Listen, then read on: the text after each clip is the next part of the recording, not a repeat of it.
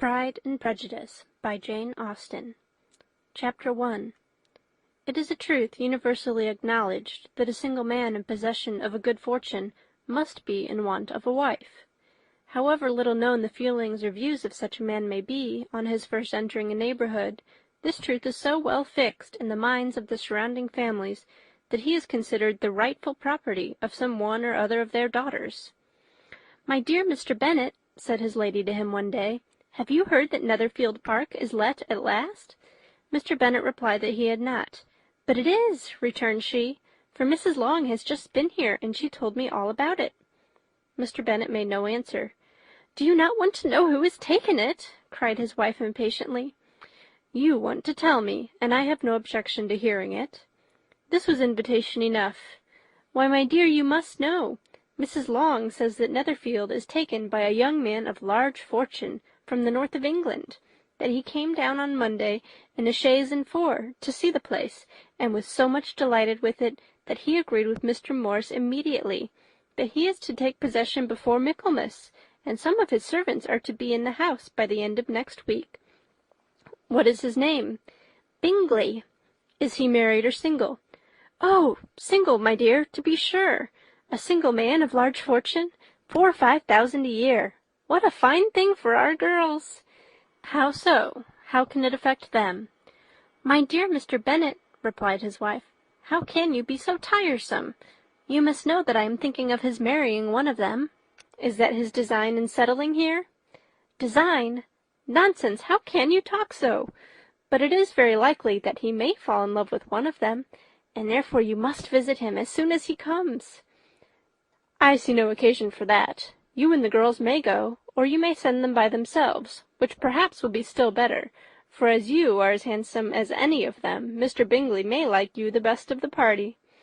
"My dear, you flatter me. I certainly have had my share of beauty, but I do not pretend to be anything extraordinary now. When a woman has 5 grown-up daughters, she ought to give over thinking of her own beauty. In such cases a woman has not often much beauty to think of." "But, my dear, you must indeed go and see Mr. Bingley when he comes into the neighbourhood." "It is more than I engage for, I assure you." "But consider your daughters. Only think what an establishment it would be for one of them. Sir William and Lady Lucas are determined to go, merely on that account, for in general, you know, they visit no newcomers. Indeed, you must go, for it will be impossible for us to visit him if you do not." "You are over-scrupulous, surely. I dare say Mr. Bingley will be very glad to see you, and I will send a few lines by you to assure him of my hearty consent to his marrying whichever he chooses of the girls, though I must throw in a good word for my little Lizzie." "I desire you will do no such thing. Lizzie is not a bit better than the others, and I am sure she is not half so handsome as Jane, nor half so good-humoured as Lydia, but you are always giving her the preference." "They have none of them much to recommend them," replied he. "They are all silly and ignorant like other girls, but Lizzie has something more of quickness than her sisters." "Mr. Bennet, how can you abuse your own children in such a way? You take delight in vexing me. You have no compassion for my poor nerves." "You mistake me, my dear. I have a high respect for your nerves. They are my old friends. I have heard you mention them with consideration these last 20 years at least." "Ah, you do not know what I suffer." "But I hope you will get over it, and live to see many young men of 4,000 a year come into the neighbourhood." "It will be no use to us if 20 such should come, since you will not visit them." "Depend upon it, my dear, that when there are 20, I will visit them all." Mr. Bennet was so odd a mixture of quick parts, sarcastic humour, reserve, and caprice, that the experience of 23 years had been insufficient to make his wife understand his character. Her mind was less difficult to develop. She was a woman of mean understanding, little information, and uncertain temper. When she was discontented, she fancied herself nervous.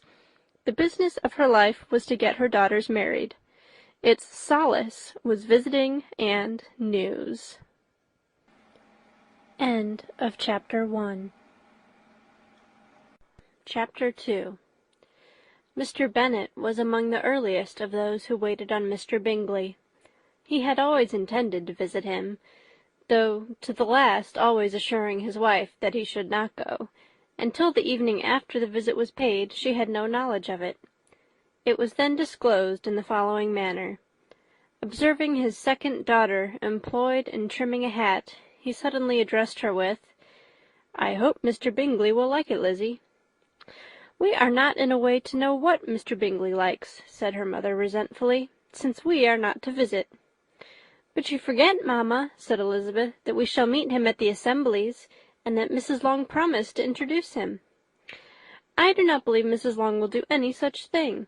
She has 2 nieces of her own. She is a selfish, hypocritical woman, and I have no opinion of her." "No more have I," said Mr. Bennet, "and I am glad to find that you do not depend on her serving you." Mrs. Bennet deigned not to make any reply, but, unable to contain herself, began scolding one of her daughters. "Don't keep coughing so, Kitty, for heaven's sake. Have a little compassion on my nerves. You tear them to pieces." "Kitty has no discretion in her coughs," said her father. "She times them ill." "I do not cough for my own amusement," replied Kitty fretfully. "When is your next ball to be, Lizzie?" "To-morrow fortnight." "Aye, so it is," cried her mother, "and Mrs. Long does not come back till the day before, so it will be impossible for her to introduce him, for she will not know him herself." "Then, my dear, you may have the advantage of your friend, and introduce Mr. Bingley to her." "Impossible, Mr. Bennet, impossible, when I am not acquainted with him myself. How can you be so teasing?" "I honour your circumspection. A fortnight's acquaintance is certainly very little. One cannot know what a man really is by the end of a fortnight, but if we do not venture, somebody else will, and after all, Mrs. Long and her daughters must stand their chance, and therefore, as she will think it an act of kindness, if you decline the office, I will take it on myself." The girls stared at their father. Mrs. Bennet said only, "Nonsense, nonsense!" "What can be the meaning of that emphatic exclamation?" cried he. "Do you consider the forms of introduction and the stress that is laid on them as nonsense? I cannot quite agree with you there. What say you, Mary? For you are a young lady of deep reflection, I know, and read great books and make extracts." Mary wished to say something sensible, but knew not how. "While Mary is adjusting her ideas," he continued, "let us return to Mr. Bingley." "I am sick of Mr. Bingley," cried his wife. "I am sorry to hear that. But why did you not tell me that before? If I had known as much this morning, I certainly would not have called on him.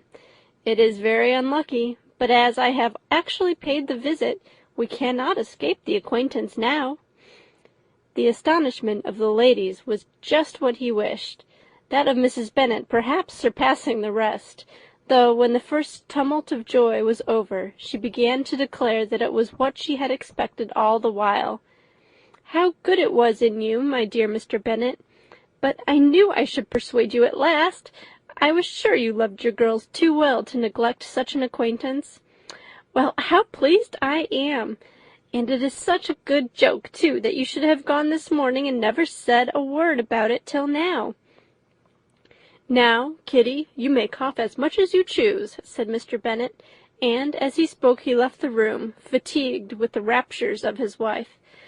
"What an excellent father you have, girls," said she, when the door was shut. "I do not know how you will ever make him amends for his kindness, or me either, for that matter. At our time of life it is not so pleasant, I can tell you, to be making new acquaintances every day. But for your sakes we would do anything. Lydia, my love, though you are the youngest, I dare say Mr. Bingley will dance with you at the next ball." "Oh," said Lydia stoutly, "I am not afraid, for though I am the youngest, I'm the tallest." The rest of the evening was spent in conjecturing how soon he would return Mr. Bennet's visit, and determining when they should ask him to dinner. End of chapter 2. Chapter 3. Not all that Mrs. Bennet, however, with the assistance of her 5 daughters, could ask on the subject, was sufficient to draw from her husband any satisfactory description of Mr. Bingley. They attacked him in various ways, with barefaced questions, ingenious suppositions, and distant surmises, but he eluded the skill of them all, and they were at last obliged to accept the second-hand intelligence of their neighbour, Lady Lucas. Her report was highly favourable. Sir William had been delighted with him. He was quite young, wonderfully handsome, extremely agreeable, and, to crown the whole, he meant to be at the next assembly with a large party. Nothing could be more delightful. To be fond of dancing was a certain step towards falling in love, and very lively hopes of Mr. Bingley's heart were entertained. "If I can but see one of my daughters happily settled at Netherfield," said Mrs. Bennet to her husband, "and all the others equally well married, I shall have nothing to wish for." In a few days Mr. Bingley returned Mr. Bennet's visit, and sat about 10 minutes with him in his library. He had entertained hopes of being admitted to a sight of the young ladies, of whose beauty he had heard much, but he saw only the father. The ladies were somewhat more fortunate, for they had the advantage of ascertaining from an upper window that he wore a blue coat and rode a black horse. An invitation to dinner was soon afterwards dispatched, and already had Mrs. Bennet planned the courses that were to do credit to her housekeeping, when an answer arrived which deferred it all. Mr. Bingley was obliged to be in town the following day, and consequently unable to accept the honour of their invitation, etc. Mrs. Bennet was quite disconcerted. She could not imagine what business he could have in town so soon after his arrival in Hertfordshire, and she began to fear that he might be always flying from one place to another, and never settled at Netherfield as he ought to be. Lady Lucas quieted her fears a little by starting the idea of his being gone to London only to get a large party for the ball, and a report soon followed that Mr. Bingley was to bring 12 ladies and 7 gentlemen with him to the assembly. The girls grieved over such a number of ladies, but were comforted the day before the ball by hearing that instead of 12 he brought only 6 with him from London, his 5 sisters and a cousin, and when the party entered the assembly room it consisted of only 5 altogether: Mr. Bingley, his 2 sisters, the husband of the eldest, and another young man. Mr. Bingley was good-looking and gentlemanlike. He had a pleasant countenance and easy, unaffected manners. His sisters were fine women, with an air of decided fashion. His brother-in-law, Mr. Hurst, merely looked the gentleman, but his friend, Mr. Darcy, soon drew the attention of the room by his fine, tall person, handsome features, noble mien, and the report which was in general circulation within 5 minutes after his entrance, of his having 10,000 a year. The gentlemen pronounced him to be a fine figure of a man. The ladies declared he was much handsomer than Mr. Bingley, and he was looked at with great admiration for about half the evening, till his manners gave a disgust which turned the tide of his popularity, for he was discovered to be proud, to be above his company, and above being pleased, and that all his large estate in Derbyshire could then save him from having a most forbidding, disagreeable countenance, and being unworthy to be compared with his friend. Mr. Bingley had soon made himself acquainted with all the principal people in the room. He was lively and unreserved, danced every dance, was angry that the ball closed so early, and talked of giving one himself at Netherfield. Such amiable qualities must speak for themselves. What a contrast between him and his friend! Mr. Darcy danced only once with Mrs. Hurst, and once with Miss Bingley, declined being introduced to any other lady, and spent the rest of the evening in walking about the room, speaking occasionally to one of his own party. His character was decided. He was the proudest, most disagreeable man in the world, and everybody hoped that he would never come there again. Amongst the most violent against him was Mrs. Bennet, whose dislike of his general behaviour was sharpened into particular resentment by his having slighted one of her daughters.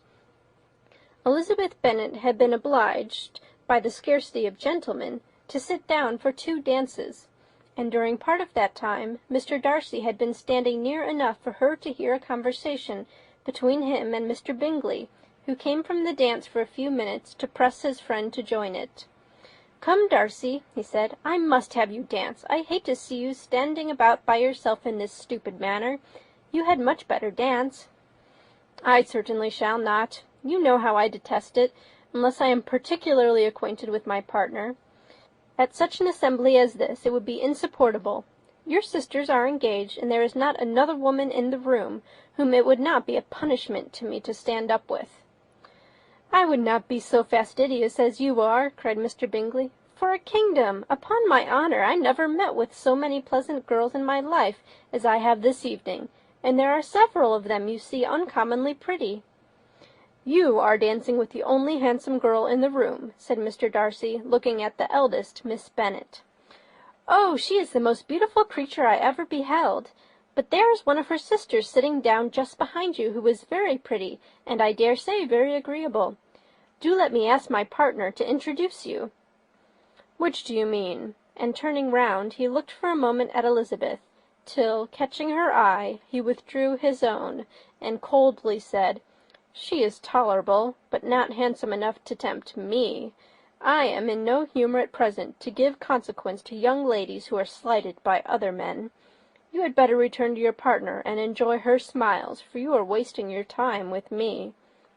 Mr. Bingley followed his advice. Mr. Darcy walked off, and Elizabeth remained, with no very cordial feelings toward him. She told the story, however, with great spirit among her friends, for she had a lively, playful disposition, which delighted in anything ridiculous. The evening altogether passed off pleasantly to the whole family. Mrs. Bennet had seen her eldest daughter much admired by the Netherfield party. Mr. Bingley had danced with her twice, and she had been distinguished by his sisters. Jane was as much gratified by this as her mother could be, though in a quieter way. Elizabeth felt Jane's pleasure. Mary had heard herself mentioned to Miss Bingley as the most accomplished girl in the neighbourhood, and Catherine and Lydia had been fortunate enough never to be without partners, which was all that they had yet learnt to care for at a ball. They returned, therefore, in good spirits to Longbourn, the village where they lived, and of which they were the principal inhabitants. They found Mr. Bennet still up. With a book he was regardless of time, and on the present occasion he had a good deal of curiosity as to the events of an evening which had raised such splendid expectations. He had rather hoped that his wife's views on the stranger would be disappointed, but he soon found out that he had a different story to hear. "Oh, my dear Mr. Bennet," as she entered the room, "we have had a most delightful evening, a most excellent ball. I wish you had been there. Jane was so admired, nothing could be like it.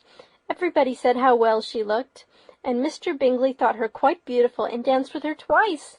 Only think of that, my dear, he actually danced with her twice, and she was the only creature in the room that he asked a second time.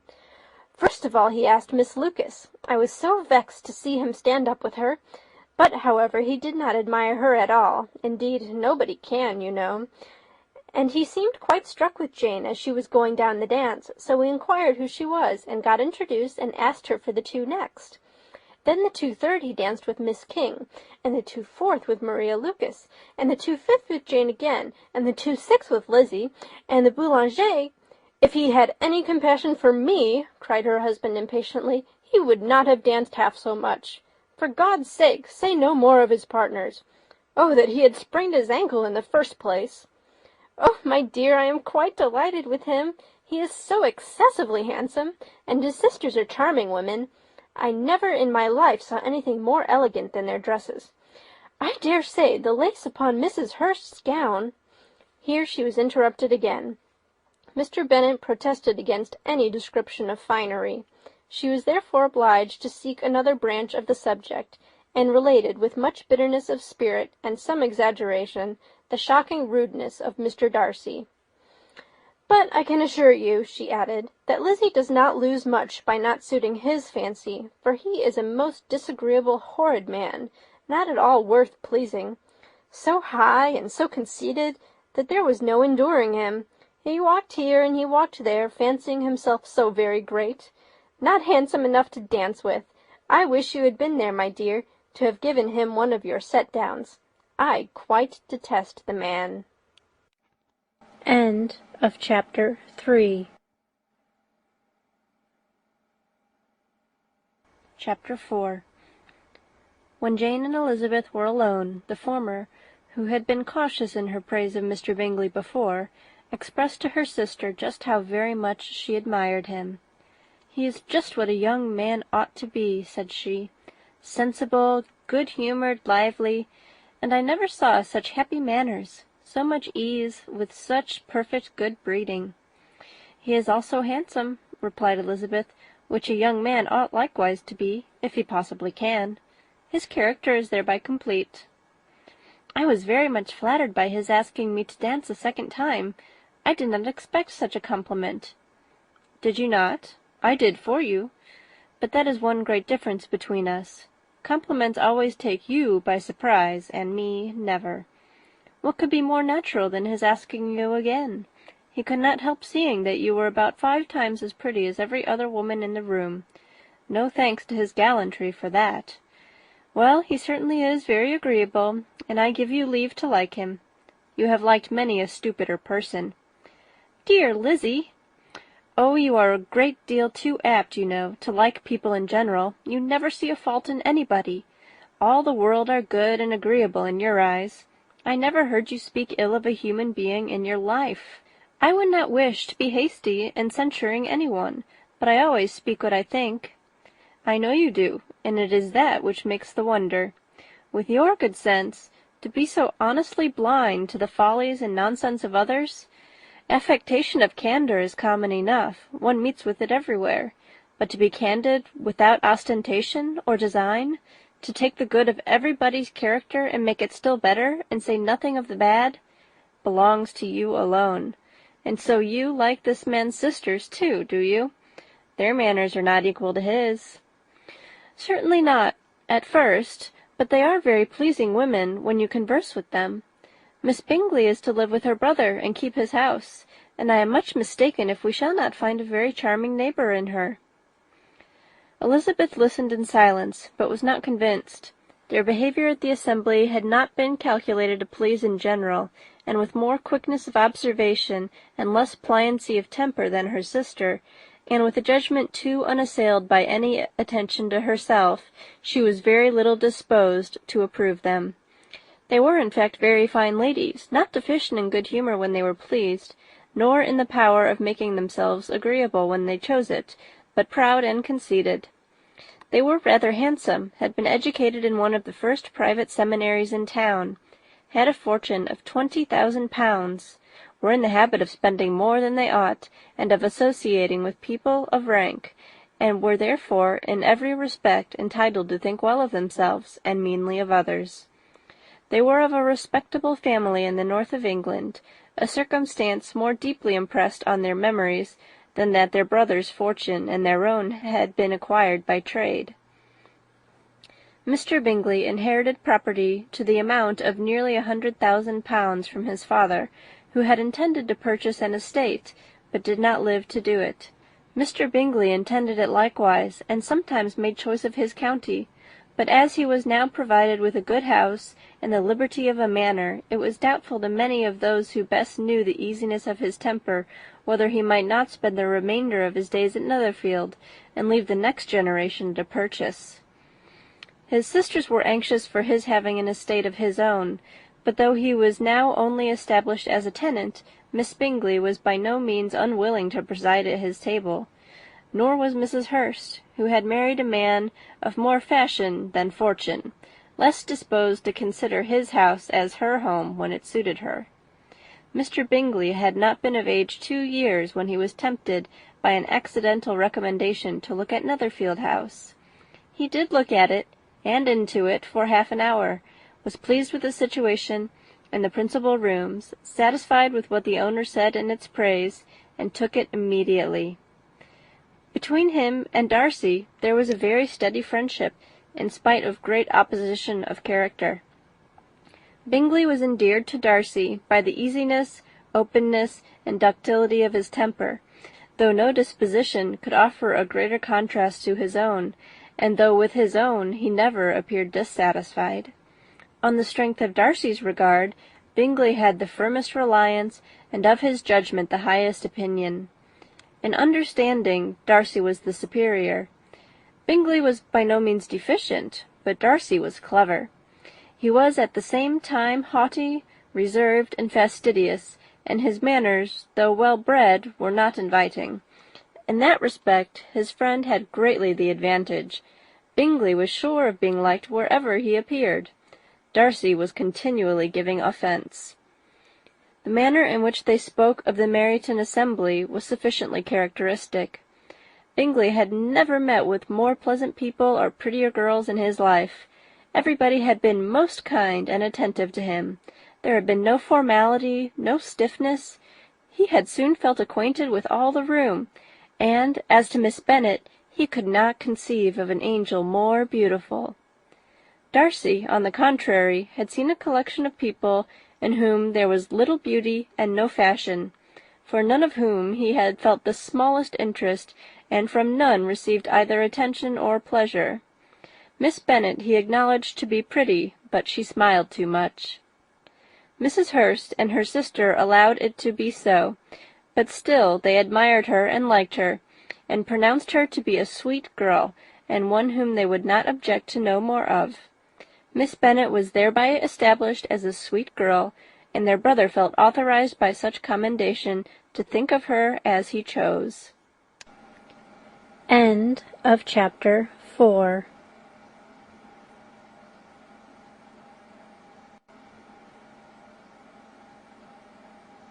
Pride and Prejudice by Jane Austen. Chapter 5. Within a short walk of Longbourn lived a family with whom the Bennets were particularly intimate. Sir William Lucas had been formerly in trade in Meryton, where he had made a tolerable fortune, and risen to the honour of knighthood by an address to the king during his mayoralty. The distinction had perhaps been felt too strongly. It had given him a disgust to his business, and to his residence in a small market town, and, in quitting them both, he had removed with his family to a house about a mile from Meryton, denominated from that period Lucas Lodge, where he could think with pleasure of his own importance, and, unshackled by business, occupy himself solely in being civil to all the world. For, though elated by his rank, it did not render him supercilious. On the contrary, he was all attention to everybody. By nature inoffensive, friendly, and obliging, his presentation at St. James's had made him courteous. Lady Lucas was a very good kind of woman, not too clever to be a valuable neighbour to Mrs. Bennet. They had several children. The eldest of them, a sensible, intelligent young woman, about 27, was Elizabeth's intimate friend. That the Miss Lucases and the Miss Bennets should meet to talk over a ball was absolutely necessary, and the morning after the assembly brought the former to Longbourn to hear and to communicate. "You began the evening well, Charlotte," said Mrs. Bennet, with civil self-command, to Miss Lucas. "You were Mr. Bingley's first choice." "Yes, but he seemed to like his second better." "Oh, you mean Jane, I suppose, because he danced with her twice. To be sure, that did seem as if he admired her. Indeed, I rather believe he did. I heard something about it, but I hardly know what. Something about Mr. Robinson." "Perhaps you mean what I overheard between him and Mr. Robinson. Did not I mention it to you? Mr. Robinson's asking him how he liked our Meryton assemblies, and whether he did not think there were a great many pretty women in the room, and which he thought the prettiest, and his answering immediately to the last question, 'Oh, the eldest Miss Bennet, beyond a doubt. There cannot be two opinions on that point.'"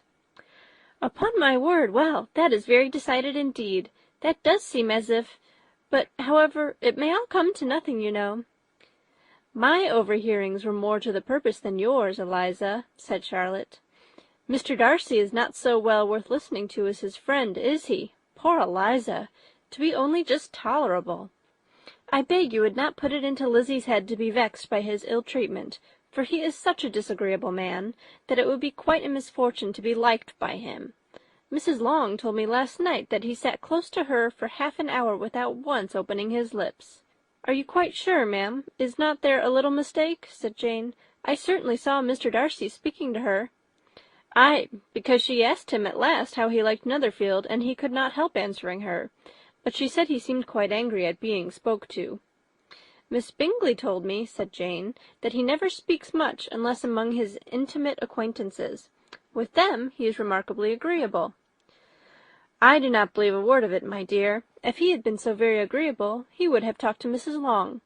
But I can guess how it is. Everybody says that he is eat up with pride, and I dare say he had heard somehow that Mrs. Long does not keep a carriage, and had come to the ball in a hack chaise." "I do not mind his not talking to Mrs. Long," said Miss Lucas, "but I wish he had danced with Eliza." "Another time, Lizzie," said her mother. "I would not dance with him if I were you." "I believe, ma'am, I may safely promise you never to dance with him." "His pride," said Miss Lucas, "does not offend me so much as pride often does, because there is an excuse for it. One cannot wonder that so very fine a young man, with family, fortune, everything in his favour, should think highly of himself. If I may so express it, he has a right to be proud." "That is very true," replied Elizabeth, "and I could easily forgive his pride if he had not mortified mine." "Pride," observed Mary, who piqued herself upon the solidity of her reflections, "is a very common failing, I believe. By all that I have ever read, I am convinced that it is very common indeed, that human nature is particularly prone to it, and that there are very few of us who do not cherish a feeling of self-complacency on the score of some quality or other, real or imaginary. Vanity and pride are different things, though the words are often used synonymously. A person may be proud without being vain. Pride relates more to our opinion of ourselves, vanity to what we would have others think of us." "If I were as rich as Mr. Darcy," cried a young Lucas who came with his sisters, "I should not care how proud I was. I would keep a pack of foxhounds and drink a bottle of wine a day." "Then you would drink a great deal more than you ought," said Mrs. Bennet, "and if I were to see you at it, I should take away your bottle directly." The boy protested that she should not. She continued to declare that she would, and the argument ended only with the visit.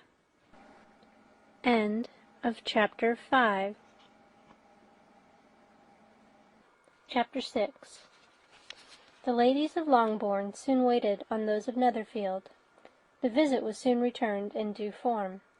Miss Bennet's pleasing manners grew on the good will of Mrs. Hurst and Miss Bingley, and though the mother was found to be intolerable, and the younger sisters not worth speaking to, a wish to be better acquainted with them was expressed towards the two eldest. By Jane this attention was received with the greatest pleasure, but Elizabeth still saw superciliousness in their treatment of everybody, hardly excepting even her sister, and could not like them, though their kindness to Jane, such as it was, had a value as arising in all probability from the influence of their brother's admiration. It was generally evident, whenever they met, that he did admire her, and to her it was equally evident that Jane was yielding to the preference which she had begun to entertain for him from the first, and was in a way to be very much in love. But she considered with pleasure that it was not likely to be discovered by the world in general, since Jane united, with great strength of feeling, a composure of temper and a uniform cheerfulness of manner which would guard her from the suspicions of the impertinent. She mentioned this to her friend Miss Lucas. "It may perhaps be pleasant," replied Charlotte, "to be able to impose on the public in such a case, but it is sometimes a disadvantage to be so very guarded. If a woman conceals her affection with the same skill from the object of it, she may lose the opportunity of fixing him, and it will then be but poor consolation to believe the world equally in the dark. There is so much of gratitude or vanity in almost every attachment, that it is not safe to leave any to itself. We can all begin freely. A slight preference is natural enough, but there are very few of us who have heart enough to be really in love without encouragement. In 9 cases out of 10, a woman had better show more affection than she feels. Bingley likes your sister, undoubtedly, but he may never do more than like her, if she does not help him on."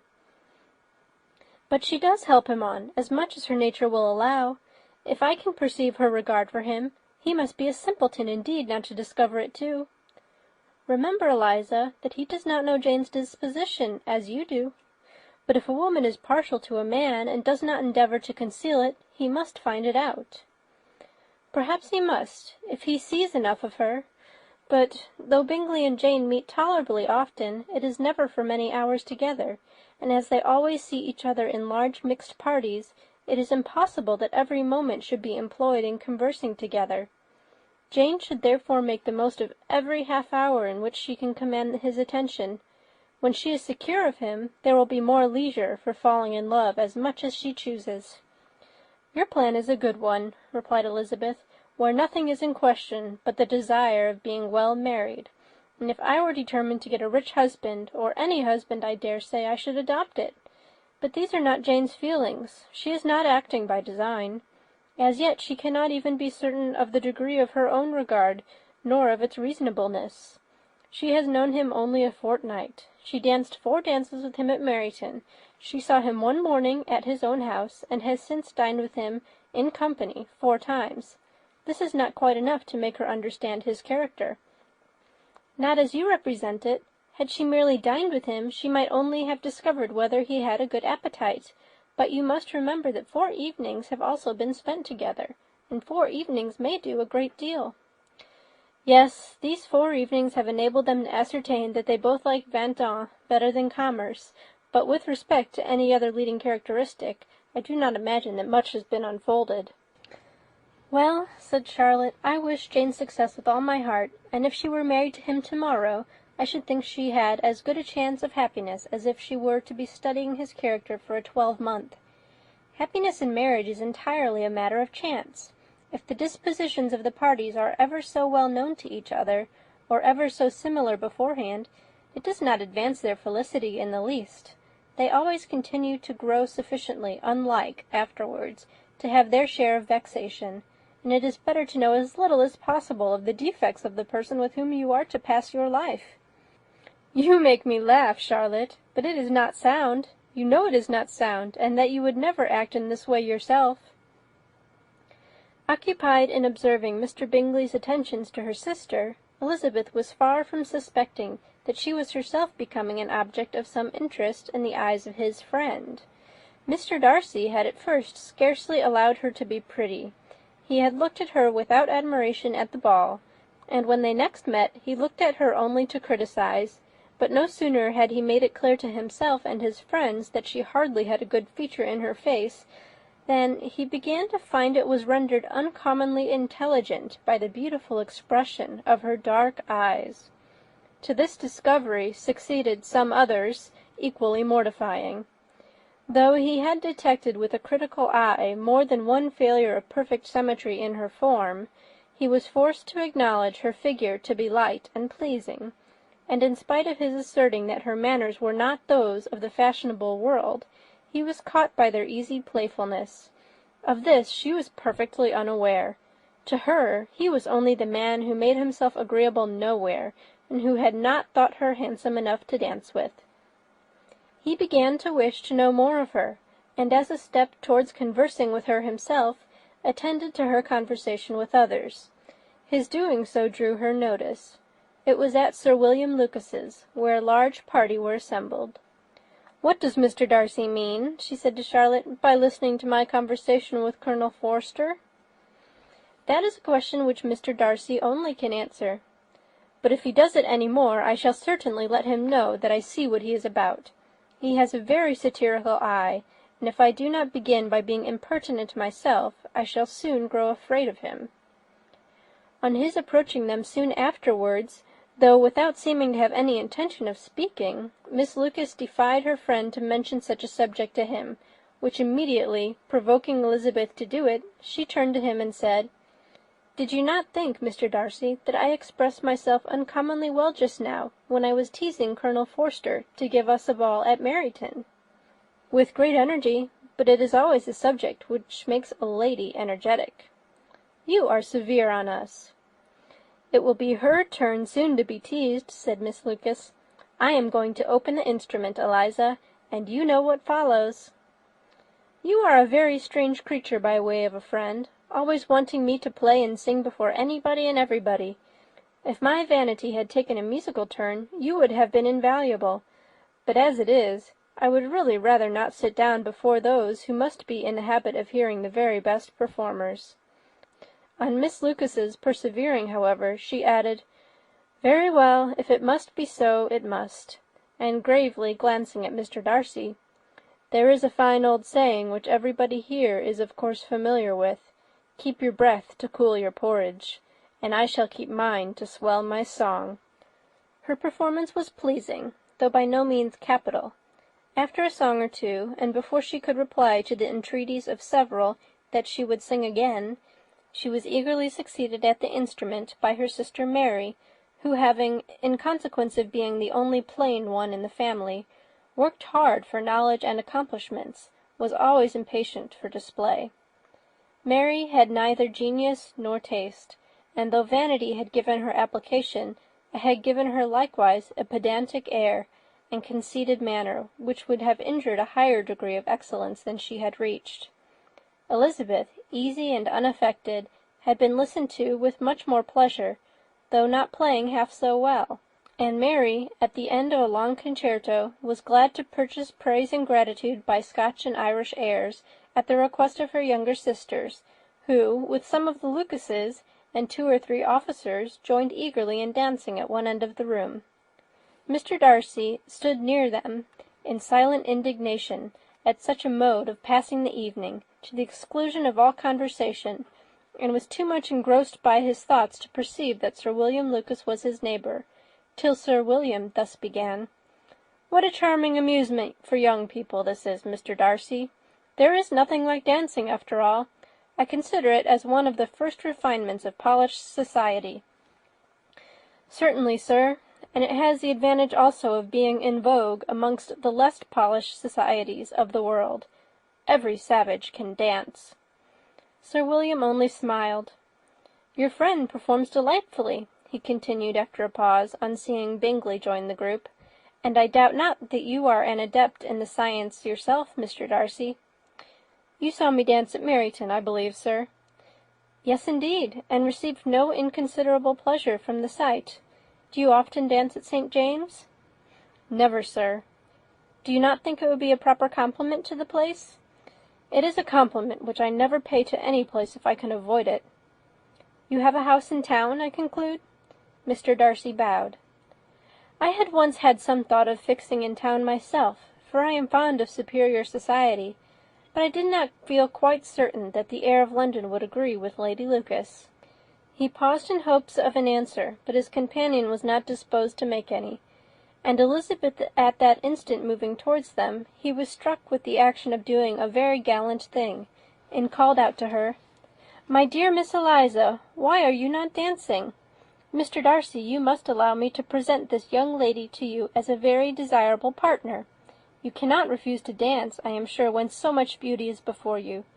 And, taking her hand, he would have given it to Mr. Darcy, who, though extremely surprised, was not unwilling to receive it, when she instantly drew back, and said with some discomposure to Sir William, "Indeed, sir, I have not the least intention of dancing. I entreat you not to suppose that I move this way in order to beg for a partner." Mr. Darcy, with grave propriety, requested to be allowed the honour of her hand, but in vain. Elizabeth was determined, nor did Sir William at all shake her purpose by his attempt at persuasion. "You excel so much in the dance, Miss Eliza, that it is cruel to deny me the happiness of seeing you, and though this gentleman dislikes the amusement in general, he can have no objection, I am sure, to oblige us for 1/2 hour." "Mr. Darcy is all politeness," said Elizabeth, smiling. "He is indeed. But considering the inducement, my dear Eliza, we cannot wonder at his complaisance, for who would object to such a partner?" Elizabeth looked archly and turned away. Her resistance had not injured her with the gentleman, and he was thinking of her with some complacency, when thus accosted by Miss Bingley. "I can guess the subject of your reverie." "I should imagine not." "You are considering how insupportable it would be to pass many evenings in this manner, in such society, and indeed I am quite of your opinion. I was never more annoyed. The insipidity, and yet the noise, the nothingness, and yet the self-importance of all those people! What would I give to hear your strictures on them?" "Your conjecture is totally wrong, I assure you. My mind was more agreeably engaged. I have been meditating on the very great pleasure which a pair of fine eyes in the face of a pretty woman can bestow." Miss Bingley immediately fixed her eyes on his face, and desired he would tell her what lady had the credit of inspiring such reflections. Mr. Darcy replied with great intrepidity, "Miss Elizabeth Bennet."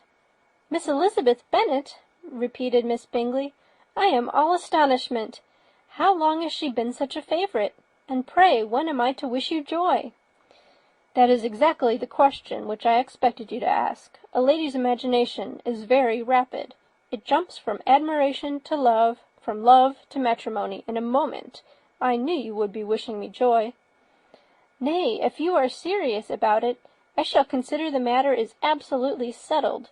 You will be having a charming mother-in-law indeed, and of course she will always be at Pemberley with you." He listened to her with perfect indifference while she chose to entertain herself in this manner, and as his composure convinced her that all was safe, her wit flowed long. End of chapter 6.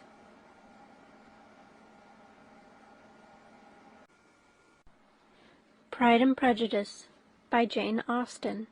Chapter 7. Mr. Bennet's property consisted almost entirely in an estate of 2,000 a year, which, unfortunately for his daughters, was entailed in default of heirs male on a distant relation, and their mother's fortune, though ample for her situation in life, could but ill supply the deficiency of his. Her father had been an attorney in Meryton, and had left her 4,000 pounds. She had a sister married to a Mr. Phillips, who had been a clerk to their father, and succeeded him in the business, and a brother settled in London, in a respectable line of trade. The village of Longbourn was only 1 mile from Meryton, a most convenient distance for the young ladies, who were usually tempted thither 3 or 4 times a week, to pay their duty to their aunt, and to a milliner's shop just over the way. The 2 youngest of the family, Catherine and Lydia, were particularly frequent in these attentions. Their minds were more vacant than their sisters', and when nothing better offered, a walk to Meryton was necessary to amuse their morning hours and furnish conversation for the evening, and however bare of news the country in general might be, they always contrived to learn some from their aunt. At present, indeed, they were well supplied both with news and happiness by the recent arrival of a militia regiment in the neighbourhood. It was to remain the whole winter, and Meryton was the headquarters.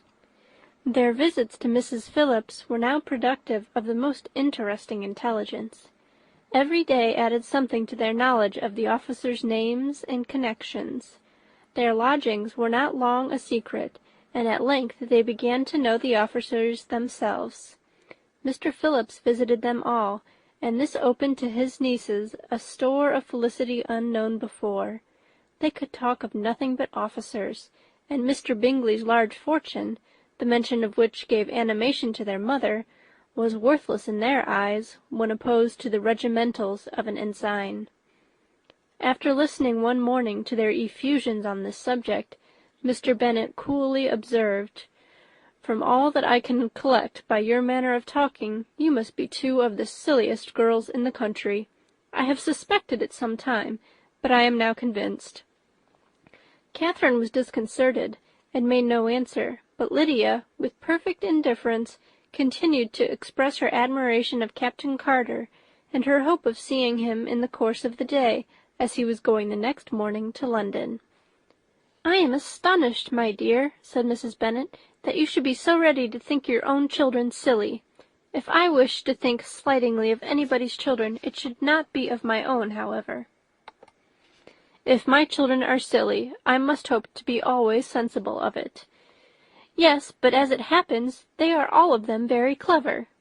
This is the only point, I flatter myself, on which we do not agree.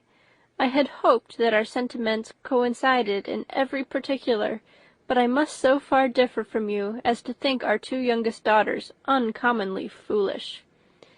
"My dear Mr. Bennet, you must not expect such girls to have the sense of their father and mother. When they get to our age, I dare say they will not think about officers any more than we do. I remember the time when I liked a red coat myself very well, and indeed So I do still at my heart. And if a smart young colonel, with 5,000 or 6,000 a year, should want one of my girls, I shall not say nay to him. And I thought Colonel Forster looked very becoming the other night at Sir William's in his regimentals." "Mamma," cried Lydia, "my aunt says that Colonel Forster and Captain Carter do not go so often to Miss Watson's as they did when they first came. She sees them now very often standing in Clark's library." Mrs. Bennet was prevented replying by the entrance of the footman with a note for Miss Bennet. It came from Netherfield, and the servant waited for an answer. Mrs. Bennet's eyes sparkled with pleasure, and she was eagerly calling out, while her daughter read, "Well, Jane, who is it from? What is it about? What does he say? Well, Jane, make haste and tell us. Make haste, my love." "It is from Miss Bingley," said Jane, and then read it aloud. "My dear friend, if you are not so compassionate as to dine to-day with Louisa and me, we shall be in danger of hating each other for the rest of our lives, for a whole day's tete-a-tete between two women can never end without a quarrel. Come as soon as you can on receipt of this. My brother and the gentlemen are to dine with the officers. Yours ever, Caroline Bingley." "With the officers!" cried Lydia. "I wonder my aunt did not tell us of that." "Dining out," said Mrs. Bennet. "That is very unlucky." "Can I have the carriage?" said Jane. "No, my dear, you had better go on horseback, because it seems likely to rain, and then you must stay all night." "That would be a good scheme," said Elizabeth, "if you were sure that they would not offer to send her home." "Oh, but the gentlemen will have Mr. Bingley's chaise to go to Meryton, and the Hursts have no horses to theirs." "I had much rather go in the coach." "But, my dear, your father cannot spare the horses, I am sure. They are wanted in the farm, Mr. Bennet, are they not?" "They are wanted in the farm much oftener than I can get them." "But if you have got them to-day," said Elizabeth, "my mother's purpose will be answered." She did at last extort from her father an acknowledgment that the horses were engaged. Jane was therefore obliged to go on horseback, and her mother attended her to the door with many cheerful prognostics of a bad day. Her hopes were answered.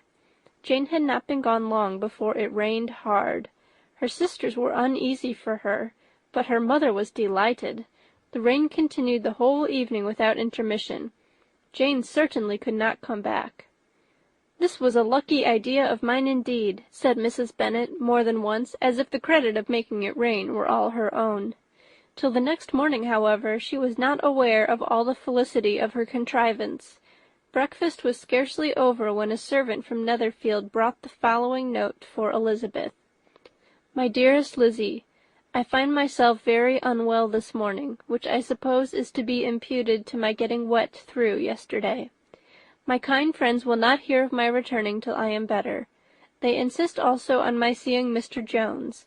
Therefore do not be alarmed if you should hear of his having been to me, and, excepting a sore throat and a headache, there is not much the matter with me. Yours, etc." "Well, my dear," said Mr. Bennet, when Elizabeth had read the note aloud, "if your daughter should have a dangerous fit of illness, if she should die, it would be a comfort to know that it was all in pursuit of Mr. Bingley, and under your orders." "Oh, I am not afraid of her dying. People do not die of little trifling colds. She will be taken good care of. As long as she stays there, it is all very well. I would go and see her if I could have the carriage." Elizabeth, feeling really anxious, was determined to go to her, though the carriage was not to be had, and as she was no horsewoman, walking was her only alternative. She declared her resolution. "How can you be so silly," cried her mother, "as to think of such a thing, in all this dirt? You will not be fit to be seen when you get there." "I shall be very fit to see Jane, which is all I want." "Is this a hint to me, Lizzie," said her father, "to send for the horses?" "No, indeed. I do not wish to avoid the walk. The distance is nothing when one has a motive, only 3 miles. I shall be back by dinner." "I admire the activity of your benevolence," observed Mary, "but every impulse of feeling should be guided by reason, and in my opinion exertion should always be in proportion to what is required." "We will go as far as Meryton with you," said Catherine and Lydia. Elizabeth accepted their company, and the three young ladies set off together. "If we make haste," said Lydia, as they walked along, "perhaps we may see something of Captain Carter before he goes." In Meryton they parted. The two youngest repaired to the lodgings of one of the officers' wives, and Elizabeth continued her walk alone, crossing field after field at a quick pace, jumping over stiles and springing over puddles with impatient activity, and finding herself at last within view of the house, with weary ankles, dirty stockings, and a face glowing with the warmth of exercise. She was shown into the breakfast parlour, where all but Jane were assembled, and where her appearance created a great deal of surprise. That she should have walked 3 miles so early in the day, in such dirty weather, and by herself, was almost incredible to Mrs. Hurst and Miss Bingley, and Elizabeth was convinced that they held her in contempt for it. She was received, however, very politely by them, and in their brother's manners there was something better than politeness. There was good humour and kindness. Mr. Darcy said very little, and Mr. Hurst nothing at all. The former was divided between admiration of the brilliancy which exercise had given to her complexion, and doubt as to the occasions justifying her coming so far alone. The latter was thinking only of his breakfast. Her inquiries after her sister were not favourably answered. Miss Bennet had slept ill, and though up, was very feverish, and not well enough to leave her room. Elizabeth was glad to be taken to her immediately, and Jane, who had only been withheld by the fear of giving alarm or inconvenience from expressing in her note how much she longed for such a visit, was delighted at her entrance. She was not equal, however, to much conversation, and when Miss Bingley left them together, could attempt little besides expressions of gratitude for the extraordinary kindness she was treated with. Elizabeth silently attended her. When breakfast was over they were joined by the sisters, and Elizabeth began to like them herself when she saw how much affection and solicitude they showed for Jane. The apothecary came, and having examined his patient, said, as might be supposed, that she had caught a violent cold, and that they must endeavour to get the better of it, advised her to return to bed, and promised her some draughts. The advice was followed readily, for the feverish symptoms increased, and her head ached acutely. Elizabeth did not quit her room for a moment, nor were the other ladies often absent. The gentlemen being out, they had, in fact, nothing to do elsewhere. When the clock struck 3, Elizabeth felt that she must go, and very unwillingly said so. Miss Bingley offered her the carriage, and she only wanted a little pressing to accept it, when Jane testified such concern in parting with her, that Miss Bingley was obliged to convert the offer of the chaise to an invitation to remain at Netherfield for the present. Elizabeth most thankfully consented, and a servant was dispatched to Longbourn to acquaint the family with her stay, and bring back a supply of clothes. End of chapter 7.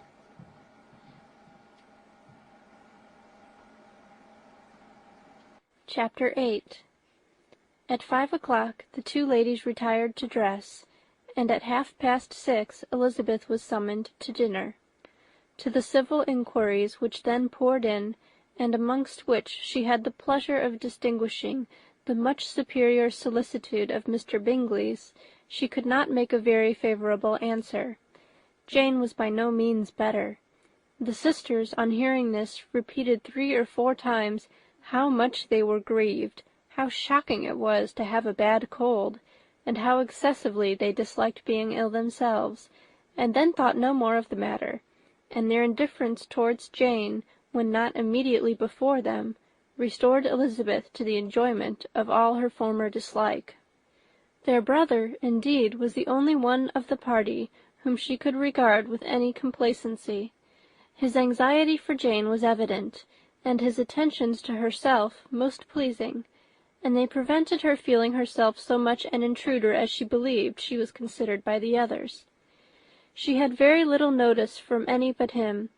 Miss Bingley was engrossed by Mr. Darcy, her sister scarcely less so, and as for Mr. Hurst, by whom Elizabeth sat, he was an indolent man, who lived only to eat, drink, and play at cards, who, when he found her to prefer a plain dish to a ragout, had nothing to say to her. When dinner was over, she returned directly to Jane, and Miss Bingley began abusing her as soon as she was out of the room. Her manners were pronounced to be very bad indeed, a mixture of pride and impertinence. She had no conversation, no style, no beauty. Mrs. Hurst thought the same, and added, "She has nothing, in short, to recommend her, but being an excellent walker. I shall never forget her appearance this morning. She really looked almost wild." "She did indeed, Louisa. I could hardly keep my countenance. Very nonsensical, to come at all. Why must she be scampering about the country because her sister had a cold? Her hair so untidy, so blousy. Yes, and her petticoat. I hope you saw her petticoat. 6 inches deep in mud, I am absolutely certain. And the gown, which had been let down to hide it not doing its office." "Your picture may be very exact, Louisa," said Bingley, "but this was all lost upon me. I thought Miss Elizabeth Bennet looked remarkably well when she came into the room this morning. Her dirty petticoat quite escaped my notice." "You observed it, Mr. Darcy, I am sure," said Miss Bingley, "and I am inclined to think that you would not wish to see your sister make such an exhibition." "Certainly not. To walk 3 miles, or 4 miles, or 5 miles, or whatever it is, above her ankles in dirt, and alone, quite alone. What could she mean by it? It seems to me to show an abominable sort of conceited independence, a most country town indifference to decorum." "It shows an affection for her sister that is very pleasing," said Bingley. "I am afraid, Mr. Darcy," observed Miss Bingley in a half-whisper, "that this adventure has rather affected your admiration of her fine eyes." "Not at all," he replied. "They were brightened by the exercise." A short pause followed this speech, and Mrs. Hurst began again. "I have an excessive regard for Miss Jane Bennet. She is really a very sweet girl, and I wish with all my heart she were well settled. But with such a father and mother, and such low connections, I am afraid there is no chance of it." "I think I have heard you say that their uncle is an attorney on Meryton." "Yes, and they have another, who lives somewhere near Cheapside." "That is capital," added her sister, and they both laughed heartily. "If they had uncles enough to fill all Cheapside," cried Bingley, "it would not make them one jot less agreeable."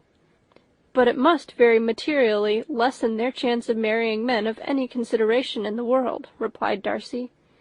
To this speech Bingley made no answer, but his sisters gave it their hearty assent, and indulged their mirth for some time at the expense of their dear friend's vulgar relations.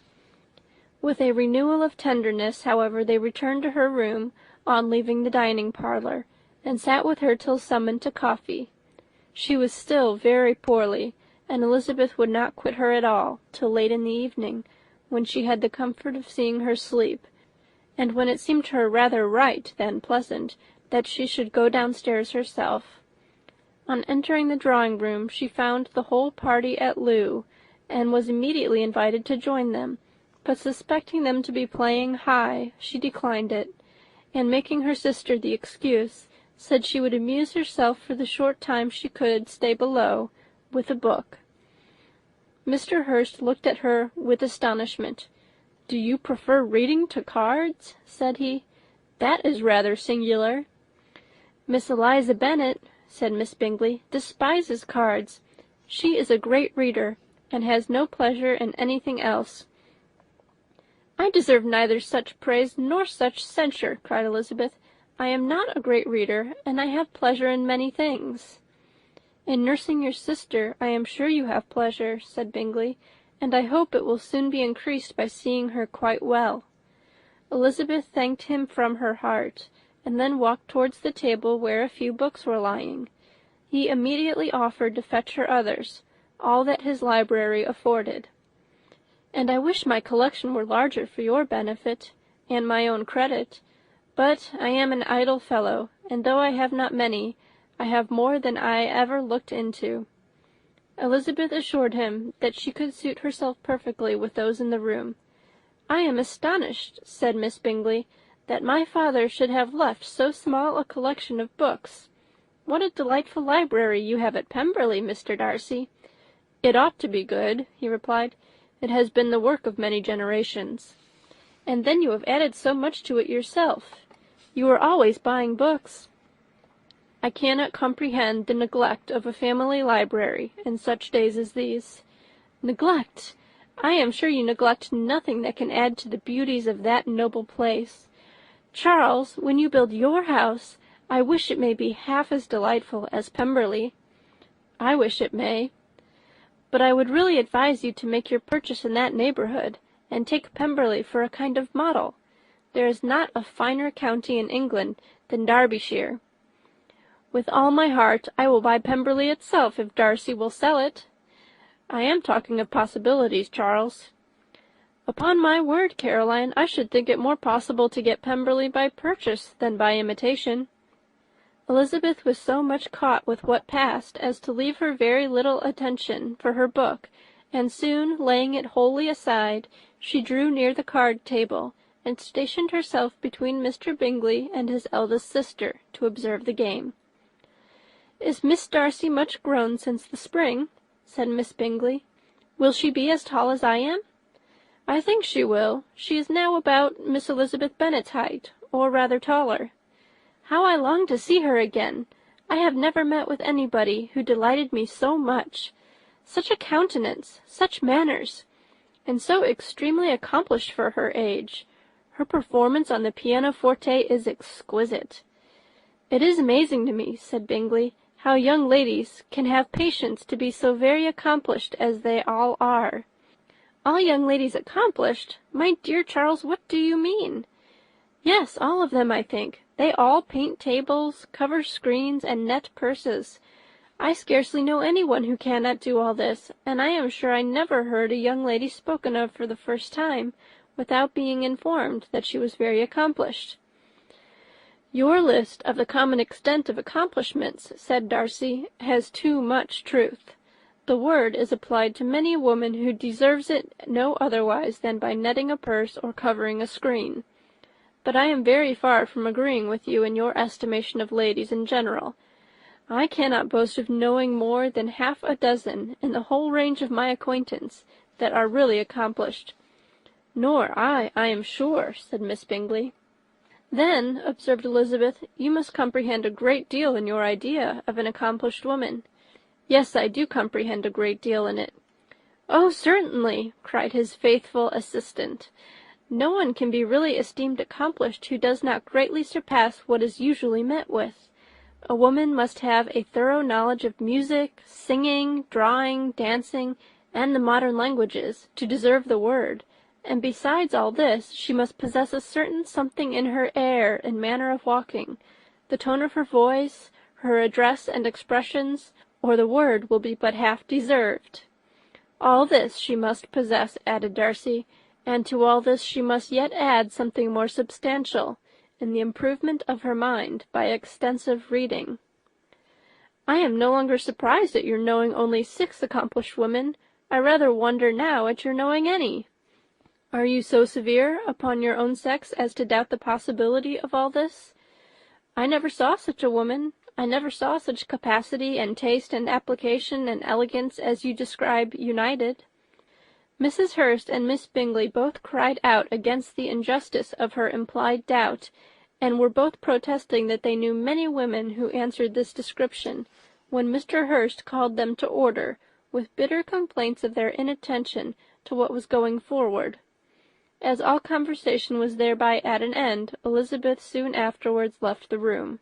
"Elizabeth Bennet," said Miss Bingley, when the door was closed on her, "is one of those young ladies who seek to recommend themselves to the other sex by undervaluing their own, and with many men I dare say it succeeds, but in my opinion it is a paltry device, a very mean art." "Undoubtedly," replied Darcy, to whom this remark was chiefly addressed, "there is a meanness in all the arts which ladies sometimes condescend to employ for captivation. Whatever bears affinity to cunning is despicable." Miss Bingley was not so entirely satisfied with this reply as to continue the subject. Elizabeth joined them again, only to say that her sister was worse, and that she could not leave her. Bingley urged Mr. Jones being sent for immediately, while his sisters, convinced that no country advice could be of any service, recommended an express to town for one of the most eminent physicians. This she would not hear of, but she was not so unwilling to comply with their brother's proposal, and it was settled that Mr. Jones should be sent for early in the morning, if Miss Bennet were not decidedly better. Bingley was quite uncomfortable. His sisters declared that they were miserable. They solaced their wretchedness, however, by duets after supper, while he could find no better relief to his feelings than by giving his housekeeper directions that every attention might be paid to the sick lady and her sister. End of chapter 8.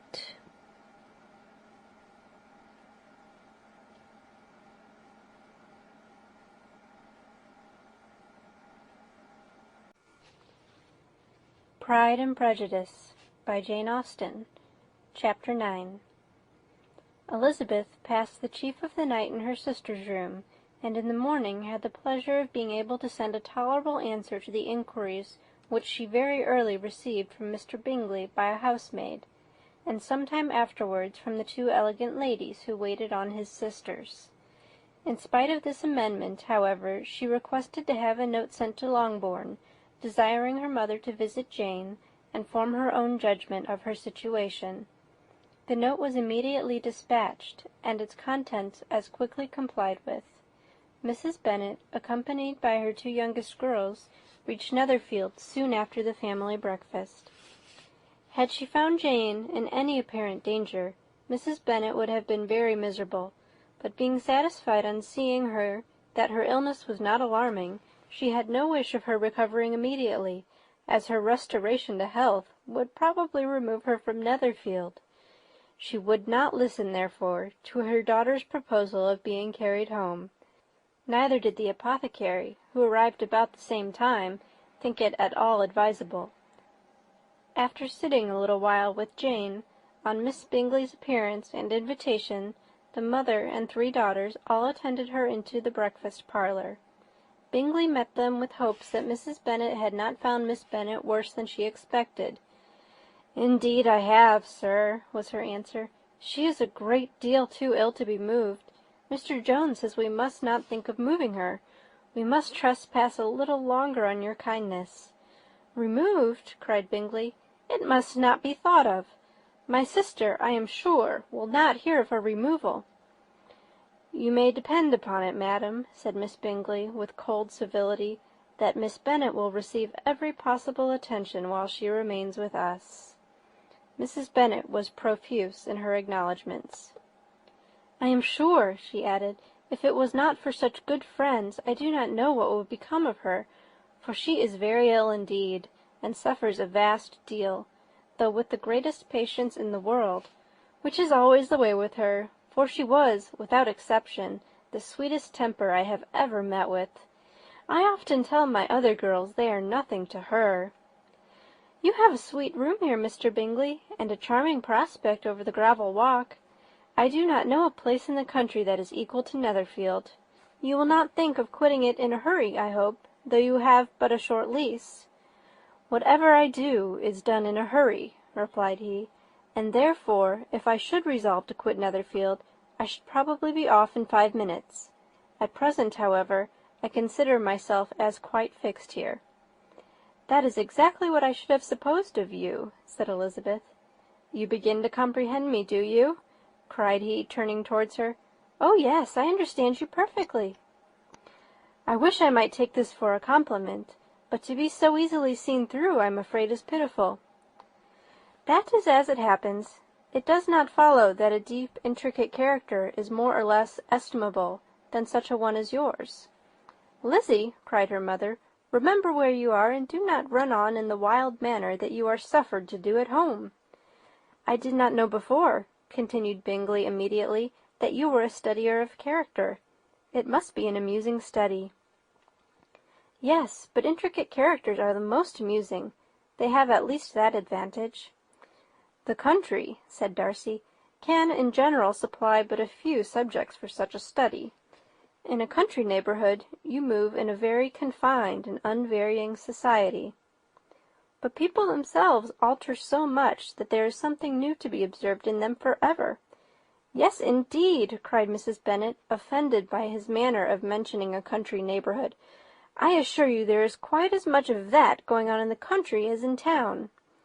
Everybody was surprised, and Darcy, after looking at her for a moment, turned silently away. Mrs. Bennet, who fancied she had gained a complete victory over him, continued her triumph. I cannot see that London has any great advantage over the country, for my part, except the shops and public places. The country is a vast deal pleasanter. Is it not, Mr. Bingley?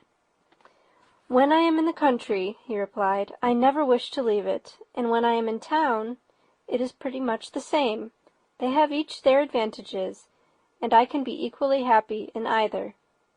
Aye, that is because you have the right disposition, but that gentleman, looking at Darcy, seemed to think the country was nothing at all. Indeed, mamma, you are mistaken, said Elizabeth, blushing for her mother. You quite mistook Mr. Darcy. He only meant that there was not such a variety of people to be met with in the country as in the town, which you must acknowledge to be true. Certainly, my dear, nobody said there were, but as to not meeting with many people in this neighbourhood, I believe there are few neighbourhoods larger. I know we dine with 24 families. Nothing but concern for Elizabeth could enable Bingley to keep his countenance. His sister was less delicate, and directed her eyes towards Mr. Darcy with a very expressive smile. Elizabeth, for the sake of saying something that might turn her mother's thoughts, now asked her if Charlotte Lucas had been at Longbourn since her coming away. Yes, she called yesterday with her father. What an agreeable man Sir William is, Mr. Bingley, is not he? So much the man of fashion, so genteel and easy. He had always something to say to everybody. That is my idea of good breeding, and those persons who fancy themselves very important and never open their mouths quite mistake the matter.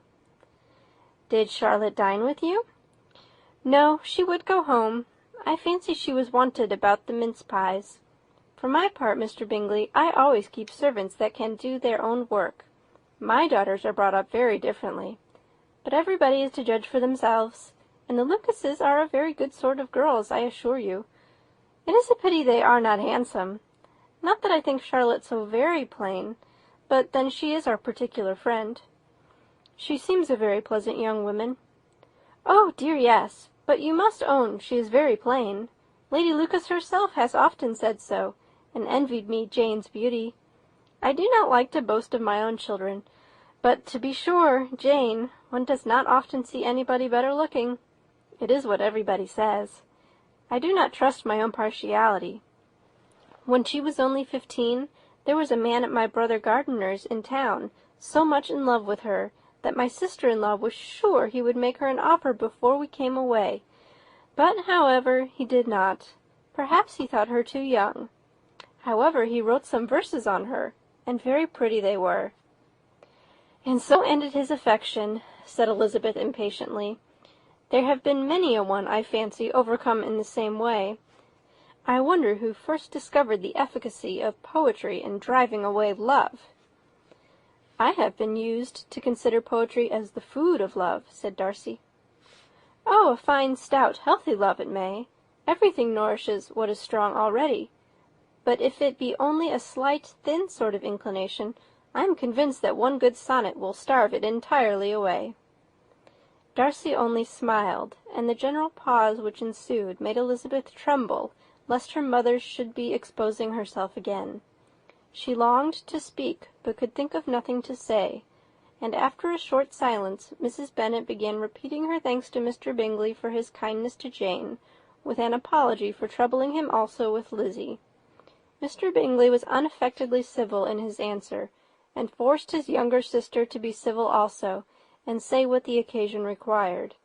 She performed her part, indeed, without much graciousness, but Mrs. Bennet was satisfied, and soon afterwards ordered her carriage. Upon this signal, the youngest of her daughters put herself forward. The two girls had been whispering to each other during the whole visit, and the result of it was that the youngest should tax Mr. Bingley with having promised on his first coming into the country to give a ball at Netherfield.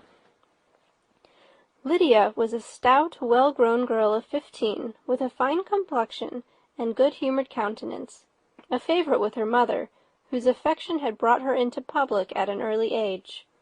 She had high animal spirits, and a sort of natural self-consequence, which the attention of the officers, to whom her uncle's good dinners and her own easy manners recommended her, had increased into assurance. She was very equal, therefore, to address Mr. Bingley on the subject of the ball, and abruptly reminded him of his promise, adding that it would be the most shameful thing in the world if he did not keep it. His answer to this sudden attack was delightful to their mother's ear.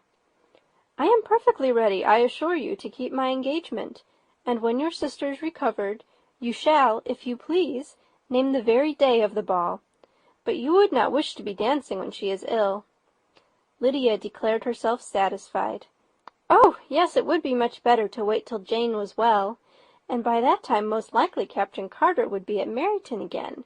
And when you have given your ball," she added, "I shall insist on their giving one also. I shall tell Colonel Forster. It will be quite a shame if he does not."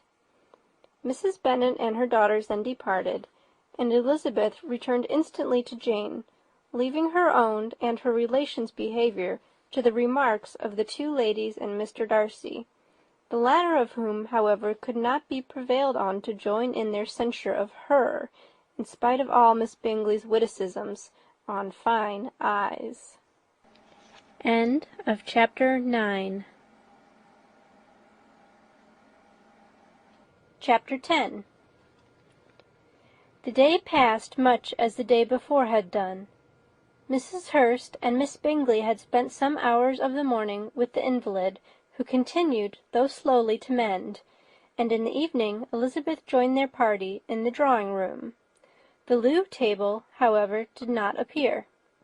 Mr. Darcy was writing, and Miss Bingley, seated near him, was watching the progress of his letter, and repeatedly calling off his attention by messages to his sister. Mr. Hurst and Mr. Bingley were at piquet, and Mrs. Hurst was observing their game. Elizabeth took up some needlework, and was sufficiently amused in attending to what passed between Darcy and his companion. The perpetual commendations of the lady, either on his handwriting, or on the evenness of his lines, or on the length of his letter, with the perfect unconcern with which her praises were received, formed a curious dialogue, and was exactly in union with her opinion of each. "How delightful Miss Darcy will be to receive such a letter!" He made no answer. "You write uncommonly fast." "You are mistaken. I write rather slowly." "How many letters you must have occasion to write in the course of a year! Letters of business, too! How odious I should think them!" "It is fortunate, then, that they fall to my lot instead of yours." "Pray tell your sister that I long to see her." "I have already told her so once, by your desire." "I am afraid you do not like your pen. Let me mend it for you. I mend pens remarkably well." "Thank you, but I always mend my own." "How can you contrive to write so even?" He was silent. "Tell your sister I am delighted to hear of her improvement on the harp, and pray let her know that I am quite in raptures with her beautiful little design for a table, and I think it infinitely superior to Miss Grantley's." "Will you give me leave to defer your raptures till I write again? At present I have not room to do them justice." "Oh, it is of no consequence. I shall see her in January. But do you always write such charming long letters to her, Mr. Darcy?" "They are generally long, but whether always charming it is not for me to determine." "It is a rule with me, that a person who can write a long letter with ease cannot write ill." "That will not do for a compliment to Darcy, Caroline," cried her brother, "because he does not write with ease. He studies too much for words of 4 syllables. Do you not, Darcy?" "My style of writing is very different from yours." "Oh!" cried Miss Bingley, "Charles writes in the most careless way imaginable. He leaves out half his words and blots the rest." "My ideas flow so rapidly that I have not time to express them, by which means my letters sometimes convey no ideas at all to my correspondents." "Your humility, Mr. Bingley," said Elizabeth, "must disarm reproof." "Nothing is more deceitful," said Darcy, "than the appearance of humility.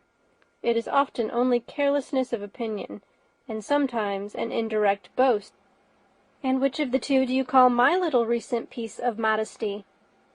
"The indirect boast, for you are really proud of your defects in writing, because you consider them as proceeding from a rapidity of thought and carelessness of execution, which, if not estimable, you think at least highly interesting. The power of doing anything with quickness is always prized much by the possessor, and often without any attention to the imperfection of the performance. When you told Mrs. Bennet this morning that if you ever resolved upon quitting Netherfield you should be gone in 5 minutes, you meant it to be a sort of panegyric, of compliment to yourself, and yet what is there so very laudable in a precipitance which must leave very necessary business undone, and can be of no real advantage to yourself or any one else?" "Nay," cried Bingley, "this is too much, to remember at night all the foolish things that were said in the morning. And yet, upon my honour, I believe what I said of myself to be true, and I believe it at this moment. At least, therefore, I did not assume the character of needless precipitance merely to show off before the ladies." "I dare say you believed it, but I am by no means convinced that you would be gone with such celerity. Your conduct would be quite as dependent on chance as that of any man I know, and if, as you were mounting your horse, a friend were to say, 'Bingley, you had better stay till next week,' you would probably do it. You would probably not go, and at another word might stay a month." "You have only proved by this," cried Elizabeth, "that Mr. Bingley did not do justice to his own disposition. You have shown him off now much more than he did himself."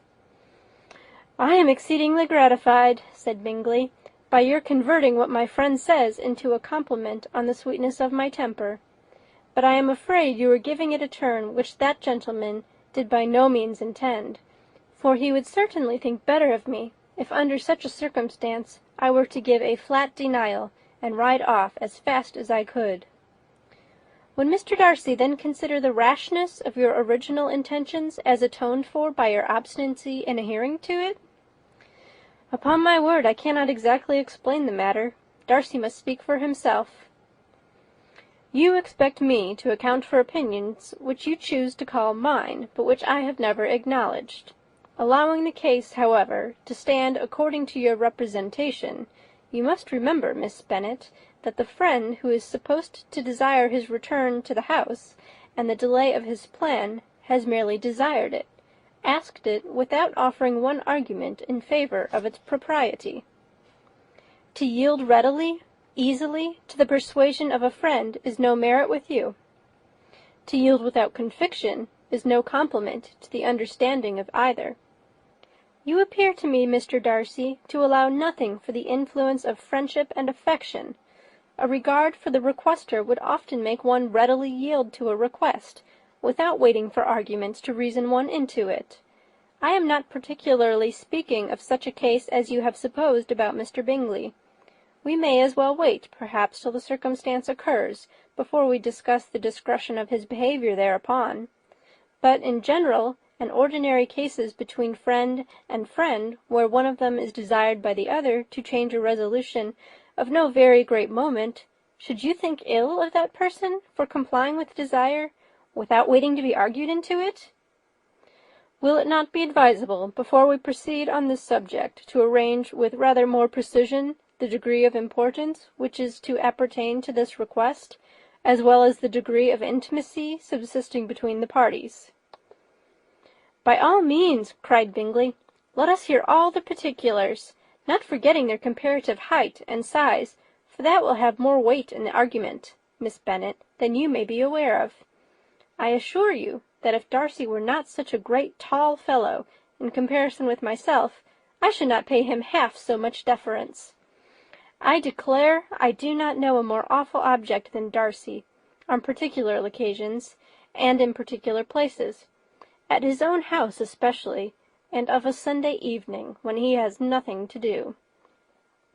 Mr. Darcy smiled, but Elizabeth thought she could perceive that he was rather offended, and therefore checked her laugh. Miss Bingley warmly resented the indignity he had received, in an expostulation with her brother for talking such nonsense. "I see your design, Bingley," said his friend. "You dislike an argument, and want to silence this." "Perhaps I do. Arguments are too much like disputes. If you and Miss Bennet will defer yours till I am out of the room, I shall be very thankful, and then you may say whatever you like of me." "What you ask," said Elizabeth, "is no sacrifice on my side, and Mr. Darcy had much better finish his letter." Mr. Darcy took her advice, and did finish his letter. When that business was over, he applied to Miss Bingley and Elizabeth for an indulgence of some music. Miss Bingley moved with some alacrity to the pianoforte, and, after a polite request that Elizabeth would lead the way, which the other as politely and more earnestly negatived, she seated herself. Mrs. Hurst sang with her sister, and while they were thus employed, Elizabeth could not help observing, as she turned over some music books that lay on the instrument, how frequently Mr. Darcy's eyes were fixed on her. She hardly knew how to suppose that she could be an object of admiration to so great a man, and yet that he should look at her because he disliked her was still more strange. She could only imagine, however, at last, that she drew his notice because there was something more wrong and reprehensible, according to his ideas of right, than in any other person present. The supposition did not pain her. She liked him too little to care for his approbation. After playing some Italian songs, Miss Bingley varied the charm by a lively Scottish air, and soon afterwards Mr. Darcy, drawing near Elizabeth, said to her, "Do you not feel a great inclination, Miss Bennet, to seize such an opportunity of dancing a reel?" She smiled, but made no answer. He repeated the question, with some surprise at her silence. "Oh," said she, "I heard you before, but I could not immediately determine what to say in reply. You wanted me, I know, to say yes, that you might have the pleasure of despising my taste. But I always delight in overthrowing those kind of schemes, and cheating a person of their premeditated contempt. I have therefore made up my mind to tell you that I do not want to dance a reel at all, and now despise me if you dare." "Indeed, I do not dare." Elizabeth, having rather expected to affront him, was amazed at his gallantry, but there was a mixture of sweetness and archness in her manner which made it difficult for her to affront anybody, and Darcy had never been so bewitched by any woman as he was by her. He really believed that were it not for the inferiority of her connections, he should be in some danger. Miss Bingley saw or suspected enough to be jealous, and her great anxiety for the recovery of her dear friend Jane received some assistance from her desire of getting rid of Elizabeth. She often tried to provoke Darcy into disliking her guest by talking of their supposed marriage, and planning his happiness in such an alliance. "I hope," said she, as they were walking together in the shrubbery the next day, "you will give your mother-in-law a few hints, when this desirable event takes place, as to the advantage of holding her tongue, and if you can compass it, do assure the younger girls of running after officers. And, if I may mention so delicate a subject, endeavour to check that little something bordering on conceit and impertinence which your lady possesses. Have you anything else to propose for my domestic felicity? Oh, yes! Do let the portraits of your uncle and Aunt Phillips be placed in the gallery at Pemberley. Put them next to your great-uncle the judge. They are in the same profession, you know, only in different lines. As for your Elizabeth's picture, you must not have it taken, for what painter could do justice to those beautiful eyes? It would not be easy, indeed, to catch their expression. but their colour and shape, and the eyelashes, so remarkably fine, might be copied. At that moment they were met from another walk by Mrs. Hurst and Elizabeth herself. "I did not know that you intended to walk," said Miss Bingley, in some confusion, lest they had been overheard. "You used us abominably ill," answered Mrs. Hurst, "running away without telling us that you were coming out." Then, taking the disengaged arm of Mr. Darcy, she left Elizabeth to walk by herself. The path just admitted 3. Mr. Darcy felt their rudeness, and immediately said, "This walk is not wide enough for our party. We had better go into the avenue." But Elizabeth, who had not the least inclination to remain with them, laughingly answered, "No, no, stay where you are. You are charmingly grouped, and appear to uncommon advantage. The picturesque would be spoilt by admitting a 4th. Good-bye." She then ran gaily off, rejoicing as she rambled about, in the hope of being at home again in a day or 2. Jane was already so much recovered as to intend leaving her room for a couple of hours that evening. End of Chapter 10.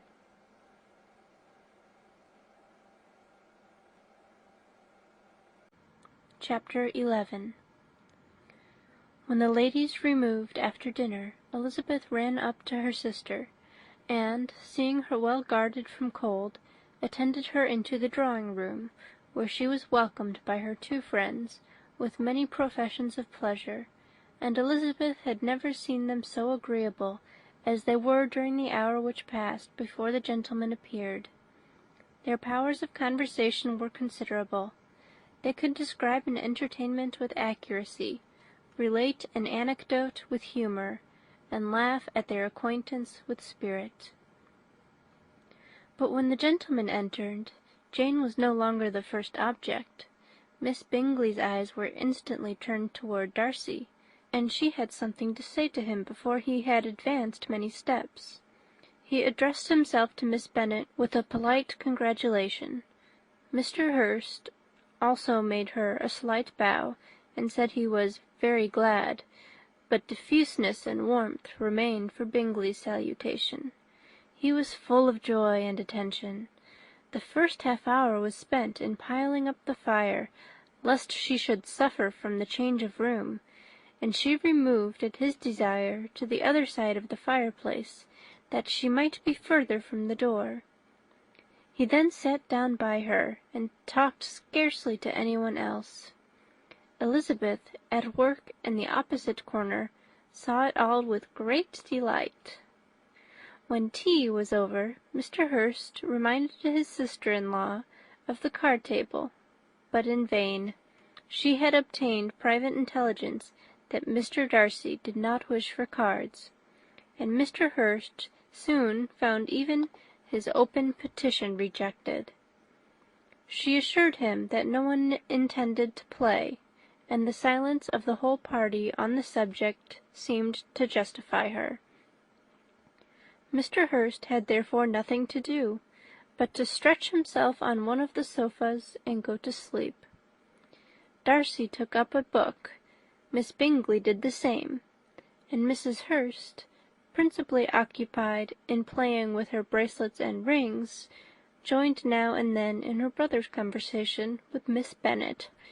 Miss Bingley's attention was quite as much engaged in watching Mr. Darcy's progress through his book as in reading her own, and she was perpetually either making some inquiry or looking at his page. She could not win him, however, to any conversation. He merely answered her question and read on. At length, quite exhausted by the attempt to be amused with her own book, which she had only chosen because it was the 2nd volume of his, she gave a great yawn and said, "How pleasant it is to spend an evening in this way! I declare, after all, there is no enjoyment like reading. How much sooner one tires of anything than a book!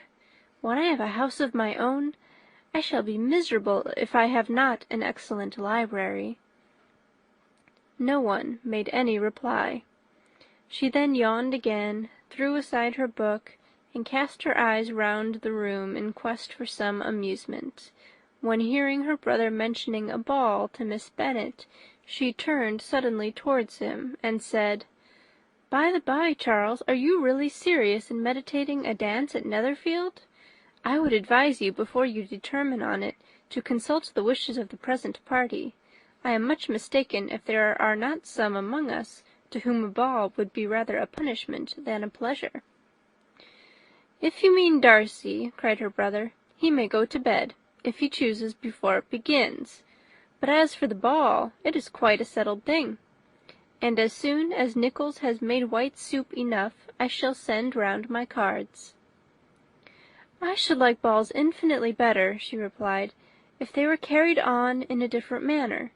But there is something insufferably tedious in the usual process of such a meeting. It would surely be much more rational if conversation instead of dancing were made the order of the day." "Much more rational, my dear Caroline, I dare say, but it would not be near so much like a ball." Miss Bingley made no answer, and soon afterwards she got up and walked about the room. Her figure was elegant, and she walked well, but Darcy, at whom it was all aimed, was still inflexibly studious. In the desperation of her feelings, she resolved on one effort more, and, turning to Elizabeth, said, "Miss Eliza Bennet, let me persuade you to follow my example, and take a turn about the room. I assure you it is very refreshing after sitting so long in one attitude." Elizabeth was surprised, but agreed to it immediately. Miss Bingley succeeded no less in the real object of her civility. Mr. Darcy looked up. He was as much awake to the novelty of attention in that quarter as Elizabeth herself could be, and unconsciously closed his book. He was directly invited to join their party, but he declined it, observing that he could imagine but two motives for their choosing to walk up and down the room together, with either of which motives his joining them would interfere. What could he mean? She was dying to know what could be his meaning, and asked Elizabeth whether she could at all understand him. "Not at all," was her answer, "but depend upon it, if he means to be severe on us, and our surest way of disappointing him will be to ask nothing about it." Miss Bingley, however, was incapable of disappointing Mr. Darcy in anything, and persevered therefore in requiring an explanation of his two motives. "I have not the smallest objection to explaining them," said he, as soon as she allowed him to speak. "You either choose this method of passing the evening because you are in each other's confidence, and have secret affairs to discuss, or because you are conscious that your figures appear to the greatest advantage in walking. If the first, I would be completely in your way, and if by the second, I can admire you much better as I sit by the fire." "Oh, shocking!" cried Miss Bingley. "I never heard anything so abominable. How shall we punish him for such a speech?" "Nothing so easy if you have but the inclination," said Elizabeth. "We can all plague and punish one another, tease him, laugh at him. Intimate as you are, you must know how it is to be done. But upon my honour I do not. I do assure you that my intimacy has not yet taught me that. Tease calmness of manner and presence of mind. No, no, feel he may defy us there.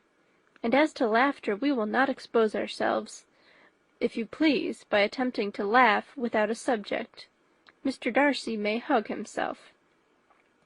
"Mr. Darcy is not to be laughed at," cried Elizabeth.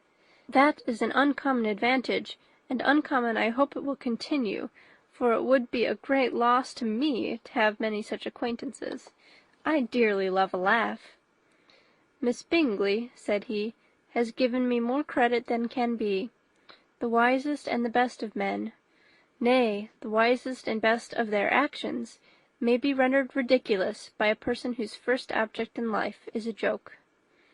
"Certainly," replied Elizabeth, "there are such people, but I hope I am not one of them. I hope I never ridicule what is wise and good. Follies and nonsense, whims and inconsistencies, do divert me, I own, and I laugh at them whenever I can. But these, I suppose, are precisely what you are without. Perhaps that is not possible for anyone, but it has been the study of my life to avoid those weaknesses which often expose a strong understanding to ridicule, such as vanity and pride. Yes, vanity is a weakness indeed, but pride, where there is a real superiority of mind, pride will be always under good regulation. Elizabeth turned away to hide a smile. "Your examination of Mr. Darcy is over, I presume," said Miss Bingley, "and pray what is the result?" "I am perfectly convinced by it that Mr. Darcy has no defect. He owns it himself without disguise." "No," said Darcy, "I have made no such pretension. I have faults enough, but they are not, I hope, of understanding. My temper I dare not vouch for. It is, I believe, too little yielding, certainly too little for the convenience of the world. I cannot forget the follies and vices of other so soon as I ought, nor their offences against myself. My feelings are not puffed about with every attempt to move them. My temper would perhaps be called resentful. My good opinion, once lost, is lost forever." "That is a failing indeed," cried Elizabeth. "Implacable resentment is a shade in a character, but you have chosen your fault well. I really cannot laugh at it. You are safe from me." "There is, I believe, in every disposition, a tendency to some particular evil, a natural defect, which not even the best education can overcome." "And your defect is to hate everybody." "And yours," he replied with a smile, "is wilfully to misunderstand them." "Do let us have a little music," cried Miss Bingley, tired of a conversation in which she had no share. "Louisa, you will not mind my waking Mr. Hurst?" Her sister had not the smallest objection, and the pianoforte was opened, and Darcy, after a few moments' recollection, was not sorry for it. He began to feel the danger of paying Elizabeth too much attention. Chapter 12. In consequence of an agreement between the sisters, Elizabeth wrote the next morning to their mother, to beg that the carriage might be sent for them in the course of the day. But Mrs. Bennet, who had calculated on her daughters remaining at Netherfield to the following Tuesday, which would exactly finish Jane's week, could not bring herself to receive them with pleasure before. Her answer, therefore, was not propitious, at least not to Elizabeth's wishes, for she was impatient to get home. Mrs. Bennet sent them word that they could not possibly have the carriage before Tuesday, and in her postscript it was added that if Mr. Bingley and his sister pressed them to stay longer, she could spare them very well. Against staying longer, however, Elizabeth was positively resolved, nor did she much expect it would be asked, and fearful, on the contrary, as being considered as intruding themselves needlessly long, she urged Jane to borrow Mr. Bingley's carriage immediately, and at length it was settled that their original design of leaving Netherfield that morning should be mentioned, and the request made. The communication excited many professions of concern, and enough was said of wishing them to stay at least till the following day to work on Jane, and till the morrow their going was deferred. Miss Bingley was then sorry that she had proposed the delay, for her jealousy and dislike of one sister much exceeded her affection for the other. The master of the house heard with real sorrow that they were to go so soon, and repeatedly tried to persuade Miss Bennet that it would not be safe for her, that she was not enough recovered, but Jane was firm where she felt herself to be right. To Mr. Darcy it was welcome intelligence. Elizabeth had been at Netherfield long enough. She attracted him more than he liked, and Miss Bingley was uncivil to her, and more teasing than usual to himself. He wisely resolved to be particularly careful that no sign of admiration should now escape him, nothing that could elevate her with the hope of influencing his felicity. Sensible that if such an idea had been suggested, his behaviour during the last day must have material weight in confirming or crushing it. Steady to his purpose, he scarcely spoke 10 words to her through the whole of Saturday, and though they were at one time left by themselves for half an hour, he adhered most conscientiously to his book, and would not even look at her. On Sunday, after morning service, the separation, so agreeable to almost all, took place. Miss Bingley's civility to Elizabeth increased at last very rapidly, as well as her affection for Jane, and when they parted, after assuring the latter of the pleasure it would always give her to see her either at Longbourn or Netherfield, and embracing her most tenderly, she even shook hands with the former. Elizabeth took leave of the whole party in the liveliest of spirits. They were not welcomed home very cordially by their mother. Mrs. Bennet wondered at their coming, and thought them very wrong to give so much trouble, and was sure Jane would have caught cold again. But their father, though very laconic in his expressions of pleasure, was really glad to see them. He had felt their importance in the family circle. The evening conversation, when they were all assembled, had lost much of its animation, and almost all of its sense, by the absence of Jane and Elizabeth. They found Mary, as usual, deep in the study of thorough bass and human nature, and had some extracts to admire, and some new observations of threadbare morality to listen to. Catherine and Lydia had information for them of a different sort. Much had been done, and much had been said, in the regiment since the preceding Wednesday. Several of the officers had dined lately with their uncle. A private had been flogged, and it had actually been hinted that Colonel Forster was going to be married. End of Chapter 12. Chapter 13. "I hope, my dear," said Mr. Bennet to his wife, as they were at breakfast the next morning, "that you have ordered a good dinner to-day, because I have reason to expect an addition to our family party." "Who do you mean, my dear? I know of nobody that is coming, I am sure, unless Charlotte Lucas should happen to call in. And I hope my dinners are good enough for her. I do not believe she often sees such at home."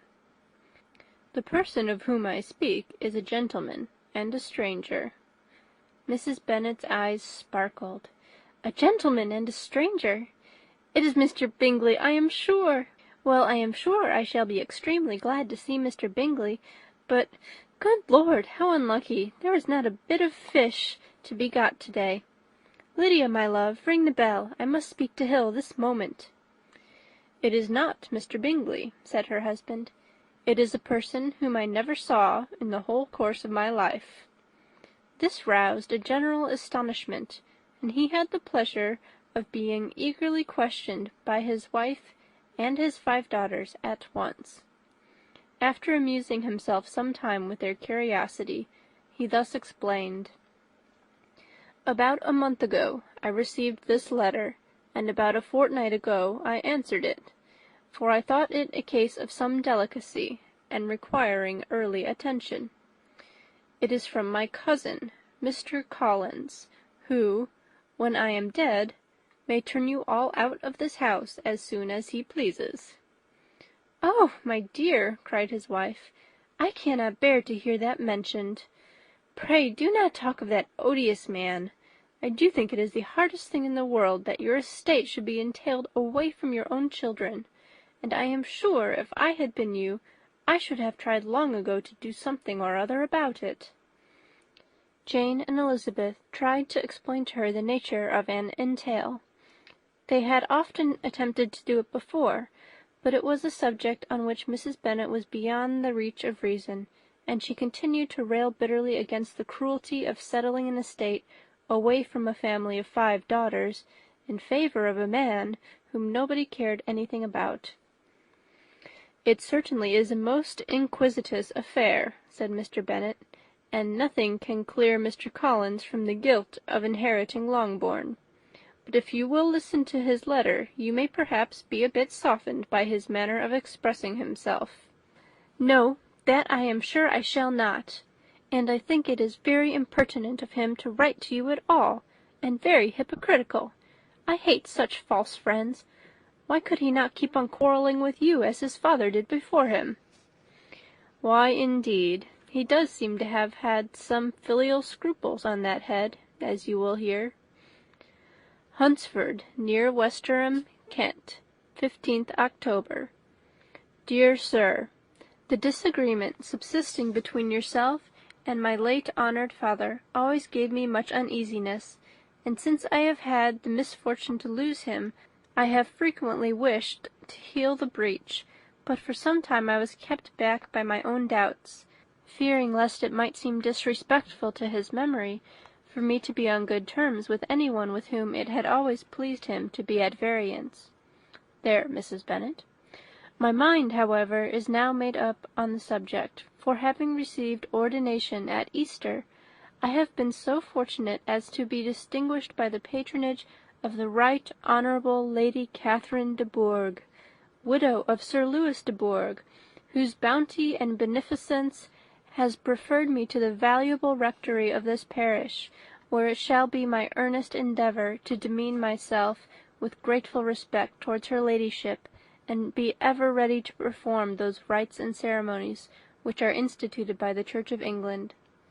As a clergyman, moreover, I feel it my duty to promote and establish the blessing of peace in all families within the reach of my influence, and on these grounds I flatter myself that my present overtures are highly commendable, and that the circumstance of my being next in the entail of Longbourn estate will be kindly overlooked on your side, and not lead you to reject the offered olive branch. I cannot be otherwise than concerned at being the means of injuring your amiable daughters, and beg leave to apologize for it, as well as to assure you of my readiness to make them every possible amends. But of this hereafter. If you should have no objection to receive me into your house, I propose myself the satisfaction of waiting on you and your family, Monday, November 18th, by 4 o'clock, and shall probably trespass on your hospitality till the Saturday se'nnight following, which I can do without any inconvenience, as Lady Catherine is far from objecting to my occasional absence on a Sunday, provided that some other clergyman is engaged to do the duty of the day. I remain, dear sir, with respectful compliments to your lady and daughters, your well-wisher and friend, William Collins. At 4 o'clock, therefore, we may expect this peace-making gentleman, said Mr. Bennet, as he folded up the letter. He seems to be a most conscientious and polite young man, upon my word, and I doubt not will prove a valuable acquaintance, especially if Lady Catherine should be so indulgent as to let him come to us again. There is some sense in what he says about the girls, however, and if he is disposed to make them any amends, I shall not be the person to discourage him. Though it is difficult, said Jane, to guess in what way he can mean to make us the atonement he thinks our due. The wish is certainly to his credit. Elizabeth was chiefly struck by his extraordinary deference for Lady Catherine, and his kind intention of christening, marrying, and burying his parishioners whenever it were required. He must be an oddity, I think, said she. I cannot make him out. There is something very pompous in his style. And what can he mean by apologizing for being next in the entail? We cannot suppose he would help it if he could. Could he be a sensible man, sir? No, my dear, I think not. I have great hopes of finding him quite the reverse. There is a mixture of servility and self-importance in his letter, which promises well. I am impatient to see him. In point of composition, said Mary, the letter does not seem defective. The idea of the olive branch perhaps is not wholly new, yet I think it is well expressed. To Catherine and Lydia, neither the letter nor its writer were in any degree interesting. It was next to impossible that their cousin should come in a scarlet coat, and it was now some weeks since they had received pleasure from the society of a man in any other colour. As for their mother, Mr. Collins's letter had done away much of her ill will, and she was preparing to see him with a degree of composure which astonished her husband and daughters. Mr. Collins was punctual to his time, and was received with great politeness by the whole family. Mr. Bennet, indeed, said little, but the ladies were ready enough to talk, and Mr. Collins seemed neither in need of encouragement nor inclined to be silent himself. He was a tall, heavy-looking young man of 25. His air was grave and stately, and his manners were very formal. He had not been long seated before he complimented Mrs. Bennet on having so fine a family of daughters, said he had heard much of their beauty, but that in this instance fame had fallen short of the truth, and added that he did not doubt her seeing them all in due time disposed of in marriage. This gallantry was not much to the taste of some of the hearers, but Mrs. Bennet, who quarrelled with no compliments, answered most readily, "You are very kind, I am sure, and I wish with all my heart it may prove so, for else they will be destitute enough. Things are settled so oddly." "You allude, perhaps, to the entail of this estate." "Ah, sir, I do indeed. It is a grievous affair to my poor girls, you must confess. Not that I mean to find fault with you, for such things I know are all chance in this world. There's no knowing how estates will go when once they come to be entailed. I am very sensible, madam, of the hardship to my fair cousins, and could say much on the subject, but that I am cautious of appearing forward and precipitate. But I can assure the young ladies that I come prepared to admire them. At present I will not say more, but perhaps, when we are better acquainted—" He was interrupted by a summons to dinner, and the girls smiled on each other. They were not the only objects of Mr. Collins's admiration. The hall, the dining-room, and all its furniture were examined and praised, and his commendation of everything would have touched Mrs. Bennet's heart, but for the mortifying supposition of his viewing it all as his own future property. The dinner, too, in its turn was highly admired, and he begged to know to which of his fair cousins the excellency of its cooking was owing, but he was set right there by Mrs. Bennet, who assured him with some asperity that they were very well able to keep a good cook, and that her daughters had nothing to do in the kitchen. He begged pardon for having displeased her. In a softened tone she declared herself not at all offended, but he continued to apologize for about a quarter of an hour. End of chapter 13.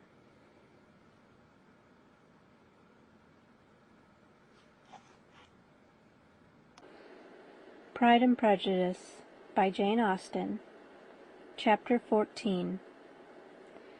During dinner Mr. Bennet scarcely spoke at all, but when the servants were withdrawn, he thought it time to have some conversation with his guest, and therefore started a subject in which he expected him to shine, by observing that he seemed very fortunate in his patroness.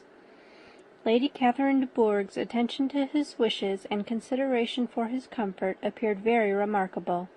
Mr. Bennet could not have chosen better. Mr. Collins was eloquent in her praise.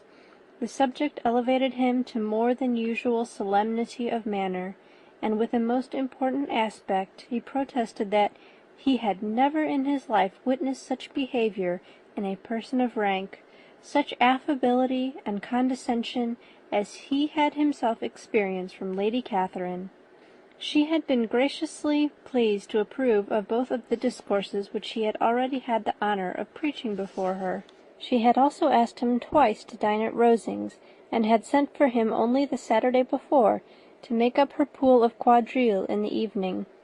Lady Catherine was reckoned proud by many men he knew, but he had never seen anything but affability in her. She had always spoken to him as she would to any other gentleman. She made not the smallest objection to his joining in the society of the neighbourhood, nor to his leaving the parish occasionally for a week or two, to visit his relations. She had even condescended to advise him to marry as soon as he could, provided he chose with discretion, and had once paid him a visit in his humble parsonage, where she had perfectly approved all the alterations he had been making, and had even vouchsafed to suggest some herself, some shelves in the closet upstairs. "That is all very proper and civil, I am sure," said Mrs. Bennet, "and I dare say she is a very agreeable woman. It is a pity that great ladies in general are not more like her. Does she live near you, sir?" "The garden in which stands my humble abode is separated only by a lane from Rosings Park, her ladyship's residence." "I think you said she was a widow, sir? Has she any family?" "She has only one daughter, the heiress of Rosings, and of very extensive property." "Ah!" said Mrs. Bennet, shaking her head, "then she is better off than many girls. And what sort of young lady is she? Is she handsome?" "She is a most charming young lady indeed. Lady Catherine herself says that, in point of true beauty, Miss de Bourgh is far superior to the handsomest of her sex, because there is that in her features which marks the young lady of distinguished birth. She is unfortunately of a sickly constitution, which has prevented her from making that progress in many accomplishments which she could not have otherwise failed of, as I am informed by the lady who superintended her education, and who still resides with them. But she is perfectly amiable, and often condescends to drive by my humble abode in her little phaeton and ponies." "Has she been presented? I do not remember her name among the ladies at court." "Her indifferent state of health unhappily prevents her being in town, and by that means, as I told Lady Catherine one day, has deprived the British court of its brightest ornaments. Her ladyship seemed pleased with the idea, and you may imagine that I am happy on every occasion to offer those little delicate compliments which are always acceptable to ladies. I have more than once observed to Lady Catherine that her charming daughter seemed born to be a duchess, and that the most elevated rank, instead of giving her consequence, would be adorned by her. These are the kind of little things which please her ladyship, and it is a sort of attention which I conceive myself peculiarly bound to pay." "You judge very properly," said Mr. Bennet, "and it is happy for you that you possess the talent of flattering with delicacy. May I ask whether these pleasing attentions proceed from the impulse of the moment, or are they the result of previous study?" "They arise chiefly from what is passing at the time, and though I sometimes amuse myself with suggesting and arranging such little elegant compliments as may be adapted to ordinary occasions, I always wish to give them as unstudied an air as possible." Mr. Bennet's expectations were fully answered. His cousin was as absurd as he had hoped, and he listened to him with the keenest enjoyment, maintaining at the same time the most resolute composure of countenance, and, except in an occasional glance at Elizabeth, requiring no partner in his pleasure. By tea-time, however, the dose had been enough, and Mr. Bennet was glad to take his guest into the drawing-room again, and when tea was over, glad to invite him to read aloud to the ladies. Mr. Collins readily assented, and a book was produced, but, on beholding it, for everything announced it to be from a circulating library, he started back, and, begging pardon, protested that he never read novels. Kitty stared at him, and Lydia exclaimed. Other books were produced, and after some deliberation he chose Fordyce's Sermons. Lydia gaped as he opened the volume, and before he had, with very monotonous solemnity, read 3 pages, she interrupted him with, "Do you know, mamma, that my Uncle Phillips talks of turning away Richard, and if he does, Colonel Forster will hire him. My aunt told me so herself on Saturday. I shall walk to Meryton to-morrow to hear more about it, and to ask when Mr. Denny comes back from town." Lydia was bid by her 2 eldest sisters to hold her tongue, but Mr. Collins, much offended, laid aside his book and said, "I have often observed how little young ladies are interested by books of a serious stamp, though written solely for their benefit. It amazes me, I confess, for certainly there can be nothing so advantageous to them as instruction, but I will no longer importune my young cousin." Then turning to Mr. Bennet, he offered himself as his antagonist at backgammon. Mr. Bennet accepted the challenge, observing that he acted very wisely in leaving the girls to their own trifling amusements. Mrs. Bennet and her daughters apologized most civilly for Lydia's interruption, and promised that it should not occur again, if he would resume his book. But Mr. Collins, after assuring them that he bore his young cousin no ill will, and should never resent her behaviour as any affront, seated himself at another table with Mr. Bennet, and prepared for backgammon. End of chapter 14. Chapter 15. Mr. Collins was not a sensible man, and the deficiency of nature had been but little assisted by education or society, the greatest part of his life having been spent under the guidance of an illiterate and miserly father, and though he belonged to one of the universities, he had merely kept the necessary terms, without forming at it any useful acquaintance. The subjection in which his father had brought him up had given him originally great humility of manner, but it was now a good deal counteracted by the self-conceit of a weak head, living in retirement, and the consequential feelings of early and unexpected prosperity. A fortunate chance had recommended him to Lady Catherine de Bourgh, when the living of Hunsford was vacant, and the respect which he felt for her high rank, and his veneration for her as his patroness, mingling with a very good opinion of himself, of his authority as a clergyman, and his right as a rector, made him altogether a mixture of pride and obsequiousness, self-importance and humility. Having now a good house and a very sufficient income, he intended to marry, and in seeking a reconciliation with the Longbourn family, he had a wife in view, as he meant to choose one of the daughters, if he found them as handsome and amiable as they were represented by common report. This was his plan of amends, of atonement, for inheriting their father's estate, and he thought it an excellent one, full of eligibility and suitableness, and excessively generous and disinterested on his own part. His plan did not vary on seeing them. Miss Bennet's lovely face confirmed his views, and established all his strictest notions of what was due to seniority, and for the first evening she was his settled choice. The next morning, however, made an alteration, for in a quarter of an hour's tete-a-tete with Mrs. Bennet before breakfast, a conversation beginning with his parsonage house, and leading naturally to the avowal of his hopes that a mistress might be found for it at Longbourn, produced from her, amid very complacent smiles and general encouragement, a caution against the very Jane he had fixed on. As to her younger daughters, she could not take upon her to say, she could not positively answer, but she did not know of any prepossession. Her eldest daughter she must just mention, she felt it incumbent on her to hint, was likely to be very soon engaged. Mr. Collins had only to change from Jane to Elizabeth, and it was soon done while Mrs. Bennet was stirring the fire. Elizabeth, equally next to Jane in birth and beauty, succeeded her, of course. Mrs. Bennet treasured up the hint, and trusted that she might soon have 2 daughters married, and the man whom she could not bear to speak of the day before was now high in her good graces. Lydia's intention of walking to Meryton was not forgotten. Every sister except Mary agreed to go with her, and Mr. Collins was to attend them, at the request of Mr. Bennet, who was most anxious to get rid of him, and have his library to himself, for thither Mr. Collins had followed him after breakfast, and there he would continue, nominally engaged with one of the largest folios in the collection, but really talking to Mr. Bennet, with little cessation, of his house and garden at Hunsford. Such doings discomposed Mr. Bennet exceedingly.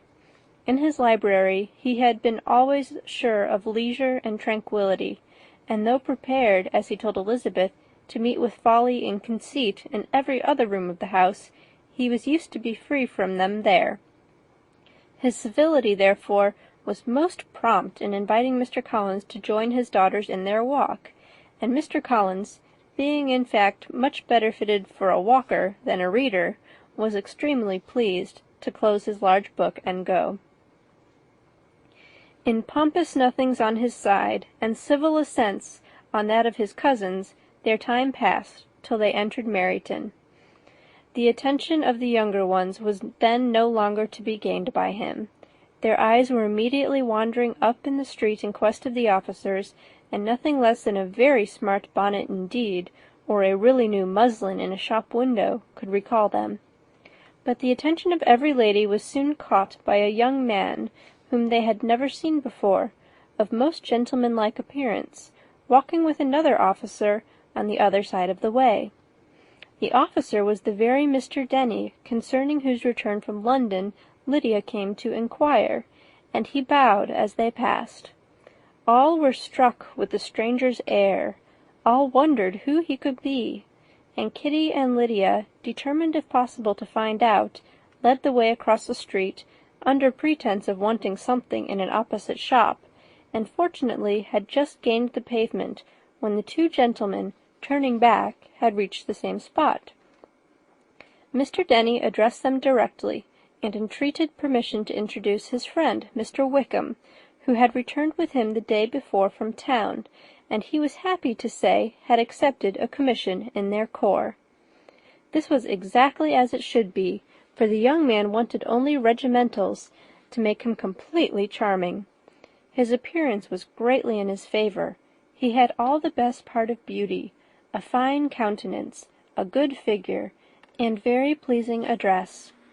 The introduction was followed up on his side by a happy readiness of conversation, a readiness at the same time perfectly correct and unassuming, and the whole party were still standing and talking together very agreeably, when the sound of horses drew their notice, and Darcy and Bingley were seen riding down the street.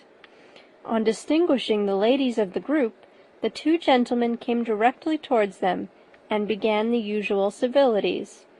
Bingley was the principal spokesman, and Miss Bennet the principal object. He was then, he said, on his way to Longbourn, on purpose to inquire after her.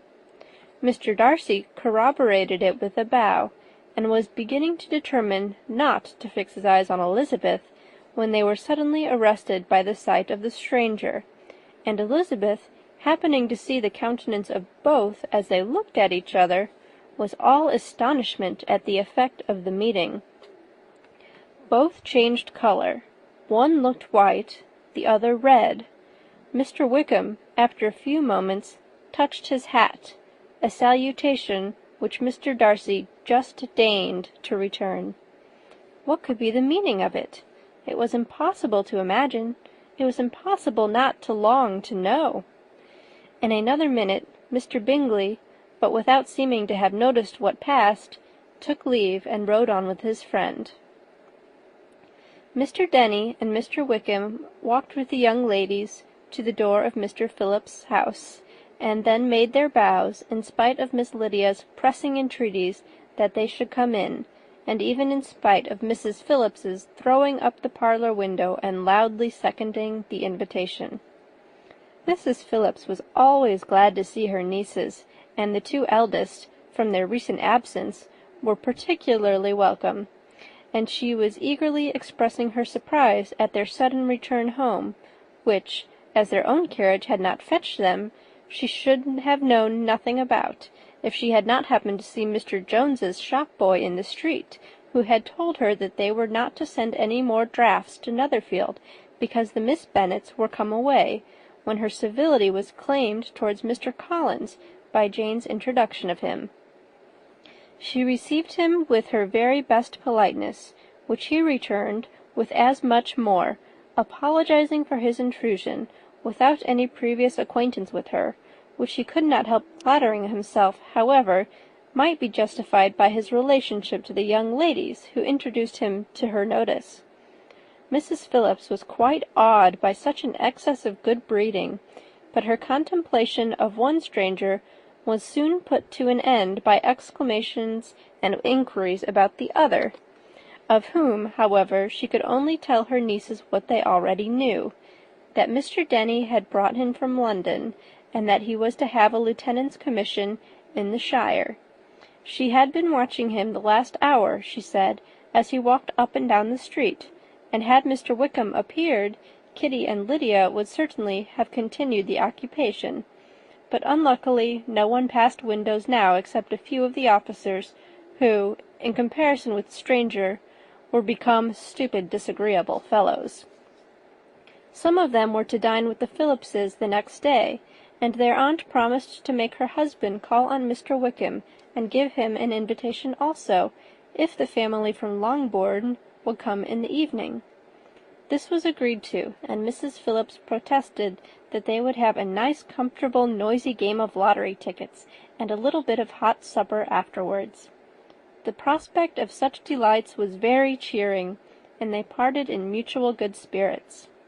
Mr. Collins repeated his apologies in quitting the room, and was assured with unwearying civility that they were perfectly needless. As they walked home, Elizabeth related to Jane what she had seen pass between the two gentlemen, but though Jane would have defended either or both, had they appeared to be in the wrong, she could no more explain such behaviour than her sister. Mr. Collins, on his return, highly gratified Mrs. Bennet by admiring Mrs. Phillips's manners and politeness. He protested that, except Lady Catherine and her daughter, he had never seen a more elegant woman, for she had not only received him with the utmost civility, but even pointedly included him in her invitation for the next evening, although utterly unknown to her before. Something, he supposed, might be attributed to his connection with them, but yet he had never met with so much attention in the whole course of his life. End of chapter 15.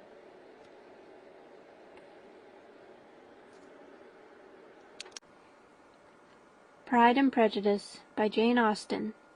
Chapter 16. As no objection was made to the young people's engagement with their aunt, and all Mr. Collins' scruples of leaving Mr. and Mrs. Bennet for a single evening during his visit were most steadily resisted, the coach conveyed him and his 5 cousins at a suitable hour to Meryton, and the girls had the pleasure of hearing, as they entered the drawing-room, that Mr. Wickham had accepted their uncle's invitation, and was then in the house. When this information was given, and they had all taken their seats, Mr. Collins was at leisure to look around him and admire, and he was so much struck with the size and furniture of the apartment that he declared he might almost have supposed himself in the small summer breakfast-parlour at Rosings, a comparison that did not at first convey much gratification, but when Mrs. Phillips understood from him what Rosings was, and who was its proprietor, when she had listened to the description of only one of Lady Catherine's drawing-rooms, and found that the chimney-piece alone had cost £800, she felt all the force of the compliment, and would hardly have resented a comparison with the housekeeper's room. In describing to her all the grandeur of Lady Catherine and her mansion, with occasional digressions in praise of his own humble abode, and the improvements it was receiving, he was happily employed until the gentlemen joined them, and he found in Mrs. Phillips a very attentive listener, whose opinion of his consequence increased with what she heard, and who was resolving to retail it all among her neighbours as soon as she could. To the girls, who could not listen to their cousin, and who had nothing to do but wish for an instrument, and examine their own indifferent imitations of china on the mantelpiece, the interval of waiting appeared very long. It was over at last, however. The gentlemen did approach, and when Mr. Wickham walked into the room, Elizabeth felt that she had neither been seeing him before, nor thinking of him since, with the smallest degree of unreasonable admiration. The officers of the shire were in general a very creditable, gentlemanlike set, and the best of them were of the present party, but Mr. Wickham was as far beyond them all in person, countenance, air, and walk, as they were superior to the broad-faced, stuffy Uncle Phillips, breathing port wine, who followed them into the room. Mr. Wickham was the happy man towards whom almost every female eye was turned, and Elizabeth was the happy woman by whom he finally seated himself, and the agreeable manner in which he immediately fell into conversation, though it was only on its being a wet night, made her feel that the commonest, dullest, most threadbare topic might be rendered interesting by the skill of the speaker. With such rivals for the notice of the fair as Mr. Wickham and the officers, Mr. Collins seemed to sink into insignificance. To the young ladies he certainly was nothing, but he had still at intervals a kind listener in Mrs. Phillips, and was by her watchfulness most abundantly supplied with coffee and muffin. When the card tables were placed, he had the opportunity of obliging her in turn by sitting down to whist. "I know little of the game at present," said he, "but I shall be glad to improve myself, for in my situation in life—" Mrs. Phillips was very glad for his compliance, but could not wait for his reason. Mr. Wickham did not play at whist, and with ready delight was he received at the other table between Elizabeth and Lydia. At first there seemed danger of Lydia's engrossing him entirely, for she was a most determined talker, but being likewise extremely fond of lottery tickets, she soon grew too much interested in the game, too eager in making bets and exclaiming after prizes, to have attention for anyone in particular. Allowing for the common demands of the game, Mr. Wickham was therefore at leisure to talk to Elizabeth, and she was very willing to hear him, though what she chiefly wished to hear she could not hope to be told, the history of his acquaintance with Mr. Darcy. She dared not even mention that gentleman. Her curiosity, however, was unexpectedly relieved. Mr. Wickham began the subject himself. He inquired how far Netherfield was from Meryton, and, after receiving her answer, asked in a hesitating manner how long Mr. Darcy had been staying there. "About a month," said Elizabeth, and then, unwilling to let the subject drop, added, "He is a man of very large property in Derbyshire, I understand." "Yes," replied Mr. Wickham, "his estate there is a noble one. A clear 10,000 per annum. You could not have met with a person more capable of giving you certain information on that head than myself, for I have been connected with his family in a particular manner from my infancy." Elizabeth could not but look surprised. "You may well be surprised, Miss Bennet, at such an assertion, after seeing, as you probably might, the very cold manner of our meeting yesterday. Are you much acquainted with Mr. Darcy?" "As much as I ever wish to be," cried Elizabeth very warmly. "I have spent 4 days in the same house with him, and I think him very disagreeable." "I have no right to give my opinion," said Wickham, "as to his being agreeable or otherwise. I am not qualified to form one. I have known him too long and too well to be a fair judge. It is impossible for me to be impartial. But I believe your opinion of him would in general astonish, and perhaps you would not express it quite so strongly anywhere else. Here you are in your own family." "Upon my word, I say no more here than I might say in any house in the neighbourhood, except Netherfield. He is not at all liked in Hertfordshire. Everybody is disgusted with his pride. You will not find him more favourably spoken of by anyone." "I cannot pretend to be sorry," said Wickham, after a short interruption, "that he, or that any man, should not be estimated beyond their deserts, but with him I believe it does not often happen. The world is blinded by his fortune and consequence, or frightened by his high and imposing manners, and sees him only as he chooses to be seen." "I should take him, even on my slight acquaintance, to be an ill-tempered man." Wickham only shook his head. "I wonder," said he, at the next opportunity of speaking, "whether he is likely to be in this country much longer." "I do not at all know, but I heard nothing of his going away when I was at Netherfield. I hope your plans in favour of the shire will not be affected by his being in the neighbourhood." "Oh, no, it is not for me to be driven away by Mr. Darcy. If he wishes to avoid seeing me, he must go. We are not on friendly terms, and it always gives me pain to meet him, but I have no reason for avoiding him, but what I might proclaim before all the world, a sense of very great ill-usage, and most painful regrets at his being what he is. His father, Miss Bennet, the late Mr. Darcy, was one of the best men that ever breathed, and the truest friend I ever had, and I can never be in company with this Mr. Darcy without being grieved to the soul by 1,000 tender recollections. His behaviour to myself has been scandalous, but I verily believe I could forgive him anything and everything, rather than his disappointing the hopes and disgracing the memory of his father." Elizabeth found the interest of the subject increase, and listened with all her heart, but the delicacy of it prevented further inquiry. Mr. Wickham began to speak on more general topics, Meryton, the neighbourhood, the society, appearing highly pleased with all that he had yet seen, and speaking of the latter with gentle but very intelligible gallantry. "It was the prospect of constant society, and good society," he added, "which was my chief inducement to enter the shire. I knew it to be a most respectable, agreeable corps, and my friend Denny tempted me further by his account of their present quarters, and the very great attentions and excellent acquaintances Meryton had procured them. Society, I own, is necessary to me. I have been a disappointed man, and my spirits will not bear solitude. I must have employment and society.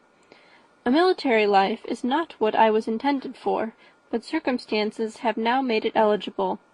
The church ought to have been my profession. I was brought up for the church, and I should at this time have been in possession of a most valuable living, had it pleased the gentleman we were speaking of just now." "Indeed!"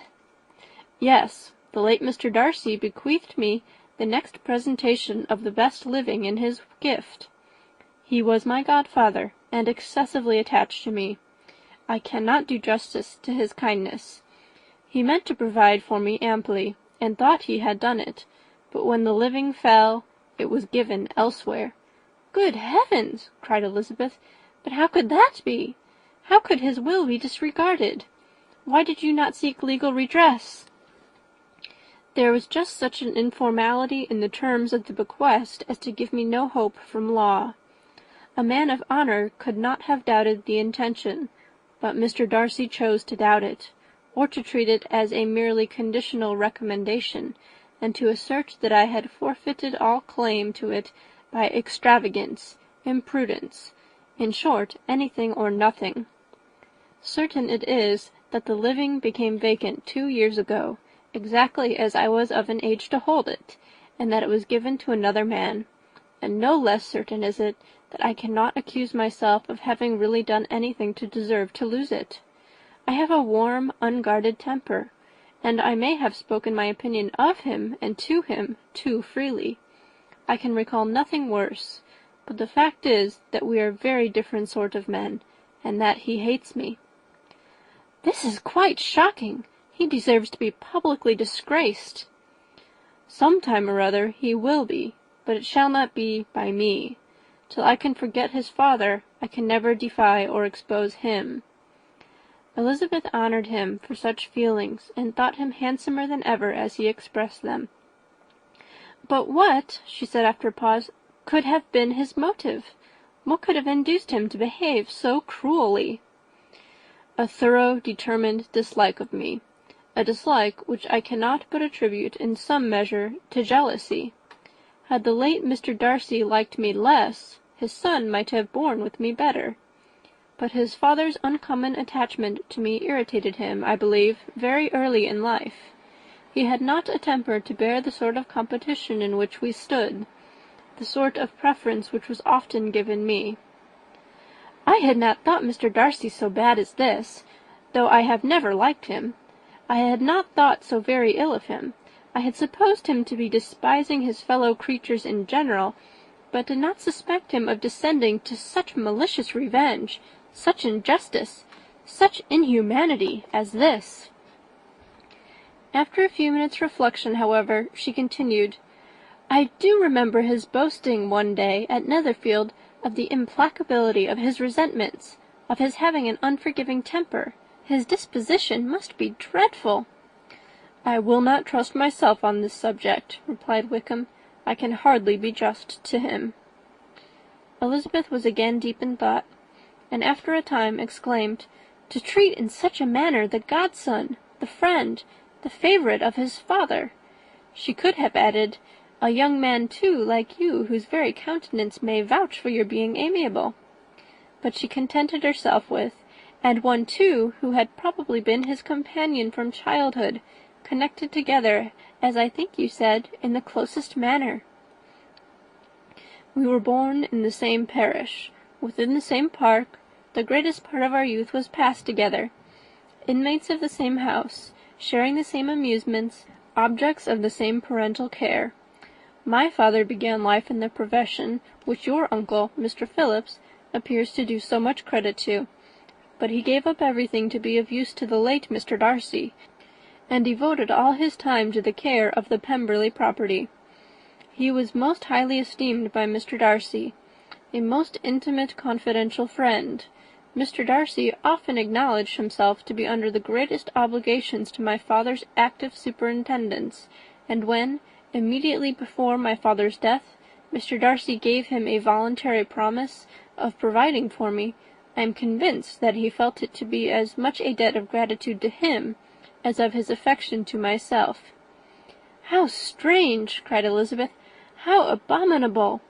I wonder that the very pride of this Mr. Darcy has not made him just to you, if from no better motive, that he should not have been too proud to be dishonest, for dishonesty I must call it." "It is wonderful," replied Wickham, "for almost all his actions may be traced to pride, and pride had often been his best friend. It has connected him nearer with virtue than with any other feeling, but we are none of us consistent, and in his behaviour to me there were stronger impulses even than pride." "Can such abominable pride as his have ever done him good?" "Yes, it has often led him to be liberal and generous, to give his money freely, to display hospitality, to assist his tenants, and to relieve the poor. Family pride and filial pride, for he is very proud of what his father was, have done this. Not to appear to disgrace the family, to degenerate from the popular qualities, or lose the influence of the Pemberley house, is a powerful motive. He has also brotherly pride, which, with some brotherly affection, makes him a very kind and careful guardian of his sister, and you will hear him generally cried up as the most attentive and best of brothers." "What sort of girl is Miss Darcy?" He shook his head. "I wish I could call her amiable. It gives me pain to speak ill of a Darcy, but she is too much like her brother, very, very proud. As a child she was affectionate and pleasing, and extremely fond of me, and I have devoted hours and hours to her amusement, but she is nothing to me now. She is a handsome girl, about 15 or 16, and, I understand, highly accomplished. Since her father's death her home has been London, where a lady lives with her and superintends her education." After many pauses and many trials of other subjects, Elizabeth could not help reverting once more to the first, and saying, "I am astonished at his intimacy with Mr. Bingley. How can Mr. Bingley, who seems good humour itself, and is, I really believe, truly amiable, be in friendship with such a man? How can they suit each other? Do you know Mr. Bingley?" "Not at all." "He is a sweet-tempered, amiable, charming man. He cannot know what Mr. Darcy is." "Probably not, but Mr. Darcy can please where he chooses. He does not want abilities. He can be a conversable companion, if he thinks it worth his while. Among those who are at all his equals in consequence, he is a very different man from what he is to the less prosperous. His pride never deserts him, but with the rich he is liberal-minded, just, sincere, rational, honourable, and perhaps agreeable, allowing something for fortune and figure." The whist party soon afterwards breaking up, the players gathered round the other table, and Mr. Collins took his station between his cousin Elizabeth and Mrs. Phillips. The usual inquiries as to his success was made by the latter. It had not been very great. He had lost every point, but when Mrs. Phillips began to express her concern thereupon, he assured her with much earnest gravity that it was not of the least importance, that he considered the money as a mere trifle, and begged that she would not make herself uneasy. "I know very well, madam," said he, "that when persons sit down to a card-table, they must take their chances of these things, and happily I am not in such circumstances as to make 5 shillings any object. There are undoubtedly many who could not say the same, but thanks to Lady Catherine de Bourgh, I am removed far beyond the necessity of regarding little matters." Mr. Wickham's attention was caught, and after observing Mr. Collins for a few moments, he asked Elizabeth in a low voice whether her relation was very intimately acquainted with the family of de Bourgh. "Lady Catherine de Bourgh," she replied, "has very lately given him a living. I hardly know how Mr. Collins was first introduced to her notice, but he certainly has not known her long." "You know, of course, that Lady Catherine de Bourgh and Lady Anne Darcy were sisters, consequently that she is aunt to the present Mr. Darcy." "No, indeed, I did not. I knew nothing at all of Lady Catherine's connections. I never heard of her existence till the day before yesterday.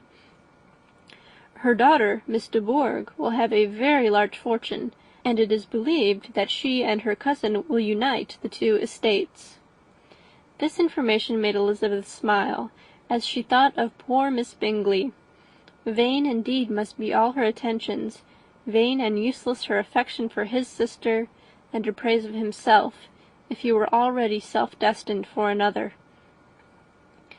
"Mr. Collins," said she, "speaks highly both of Lady Catherine and her daughter, but from some particulars that he has related of her ladyship, I suspect his gratitude misleads him, and that in spite of her being his patroness, she is an arrogant, conceited woman."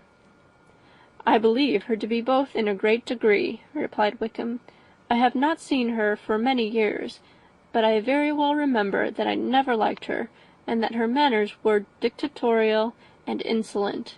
She has the reputation of being remarkably sensible and clever, but I rather believe she derives part of her abilities from her rank and fortune, part from her authoritative manner, and the rest from the pride for her nephew, who chooses that everyone connected with him should have an understanding of the first class." Elizabeth allowed that he had given a very rational account of it, and they continued talking together with mutual satisfaction till supper put an end to cards, and gave the rest of the ladies their share of Mr. Wickham's attentions. There could be no conversation in the noise of Mrs. Phillips's supper party, but his manners recommended him to everybody. Whatever he said was said well, and whatever he did, done gracefully. Elizabeth went away with her head full of him.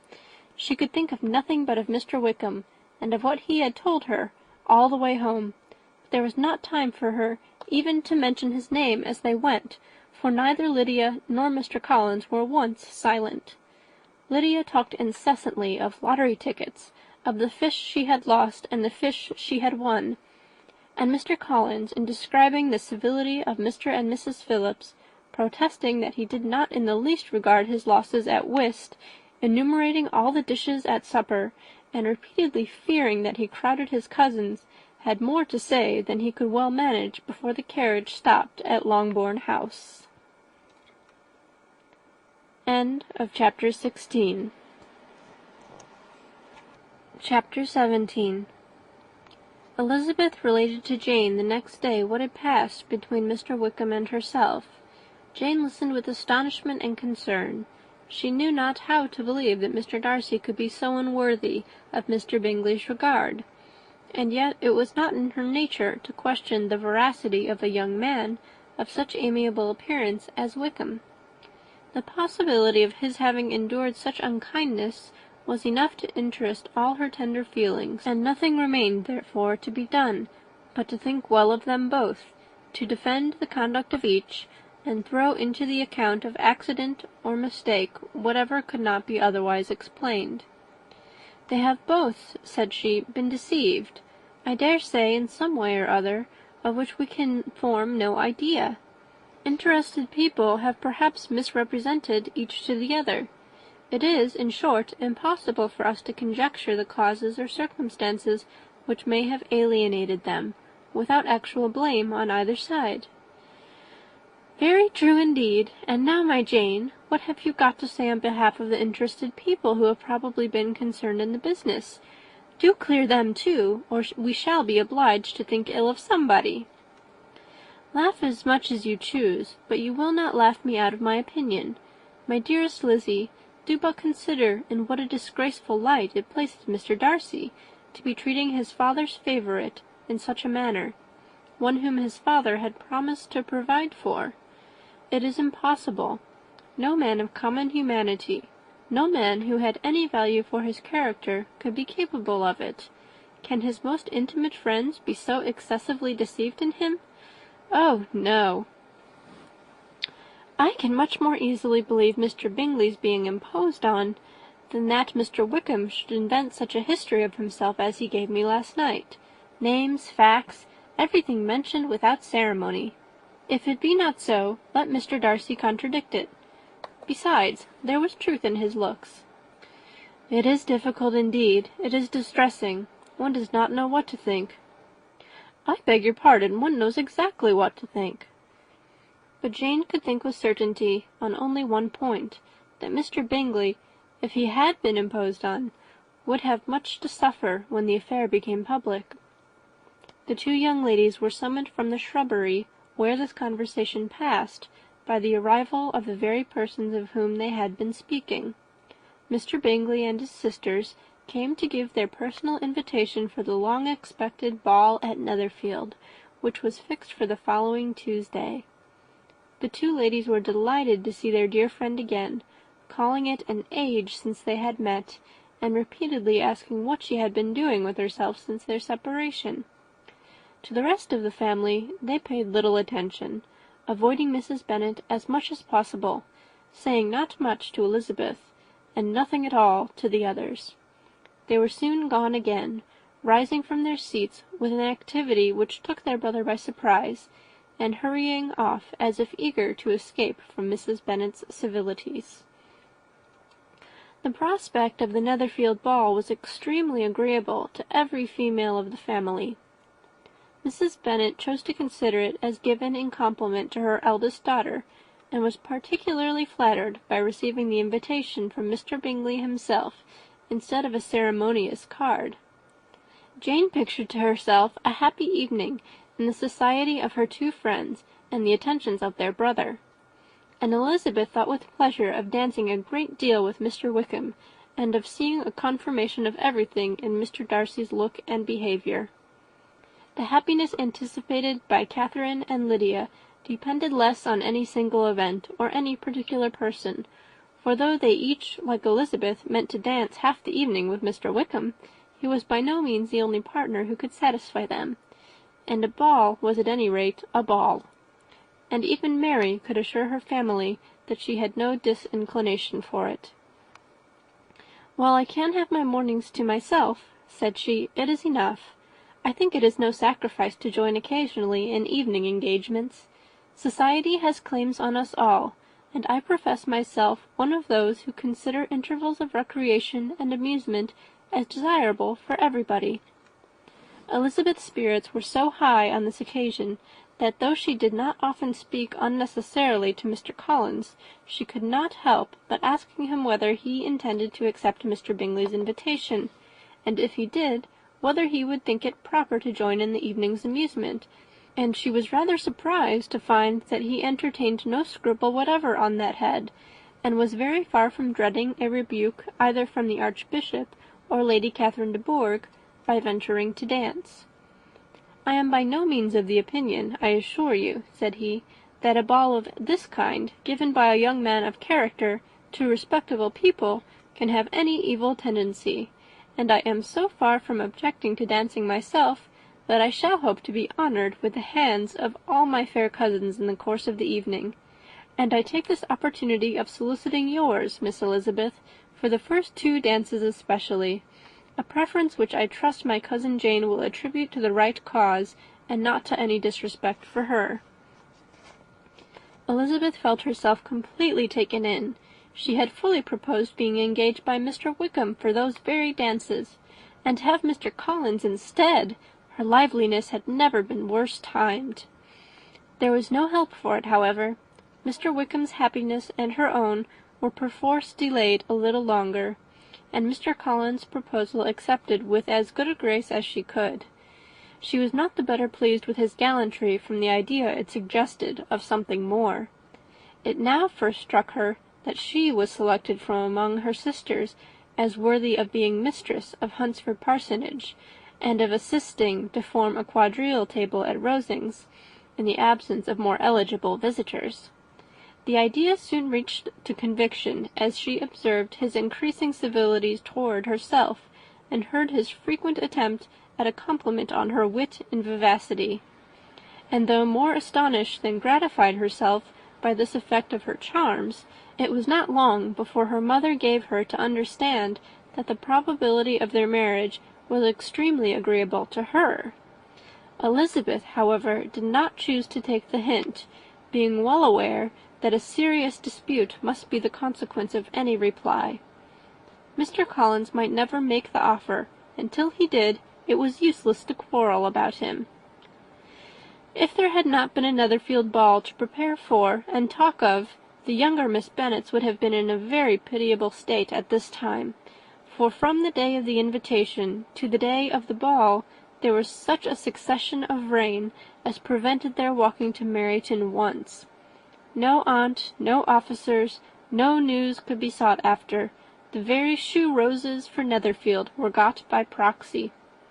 Even Elizabeth might have found some trial of her patience in weather which totally suspended the improvement of her acquaintance with Mr. Wickham, and nothing less than a dance on Tuesday could have made such a Friday, Saturday, Sunday, and Monday endurable to Kitty and Lydia.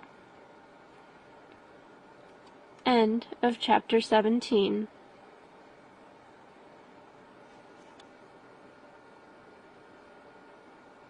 Chapter 18. Till Elizabeth entered the drawing-room at Netherfield, and looked in vain for Mr. Wickham among the cluster of red coats there assembled, a doubt of his being present had never occurred to her. The certainty of meeting him had not been checked by any of those recollections that might not unreasonably have alarmed her. She had dressed with more than usual care, and prepared in the highest spirits for the conquest of all that remained unsubdued of his heart, trusting that it was not more than might be won in the course of the evening.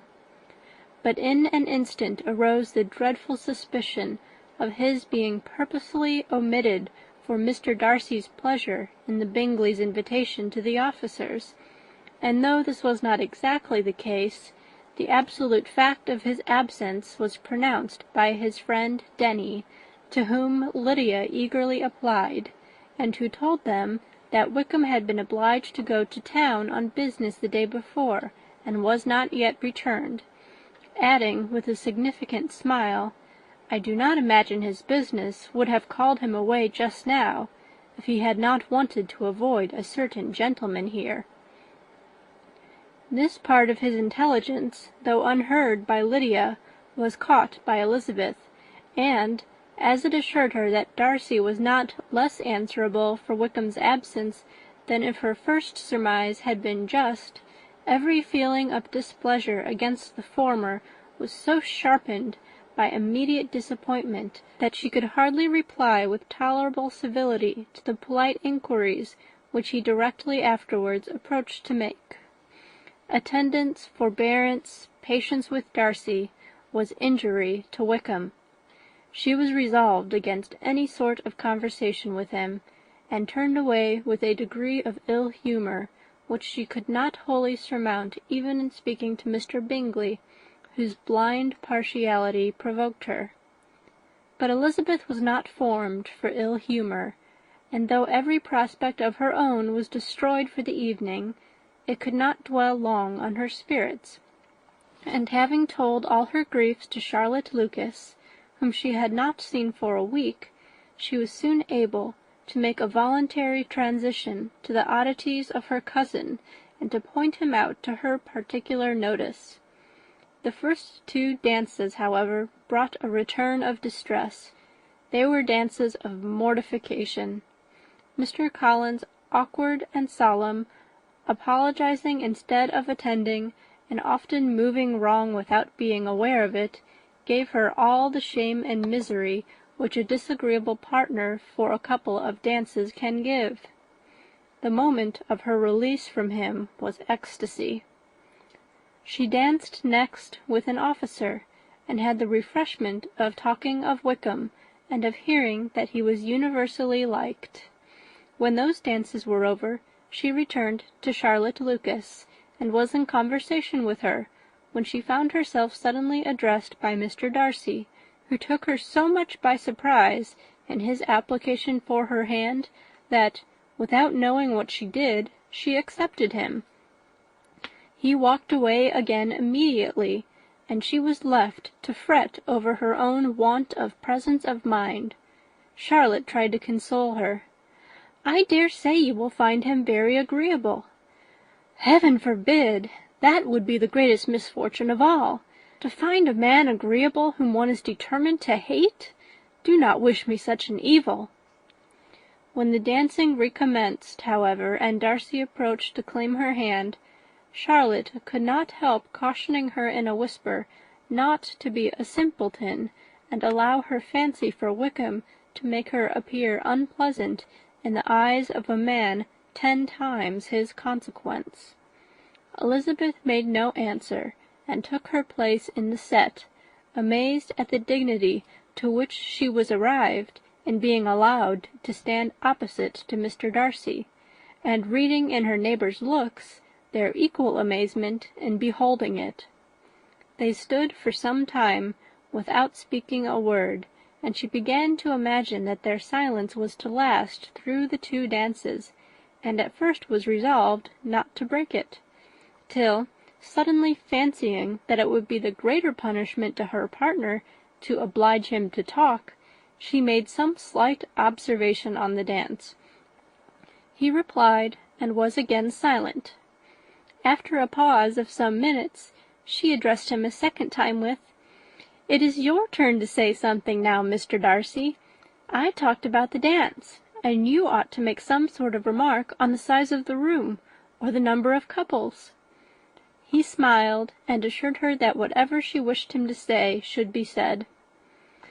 "Very well, that reply will do for the present. Perhaps by and by I may observe that private balls are much pleasanter than public ones, but now we may be silent." "Do you talk by rule, then, while you are dancing?" "Sometimes. One must speak a little, you know.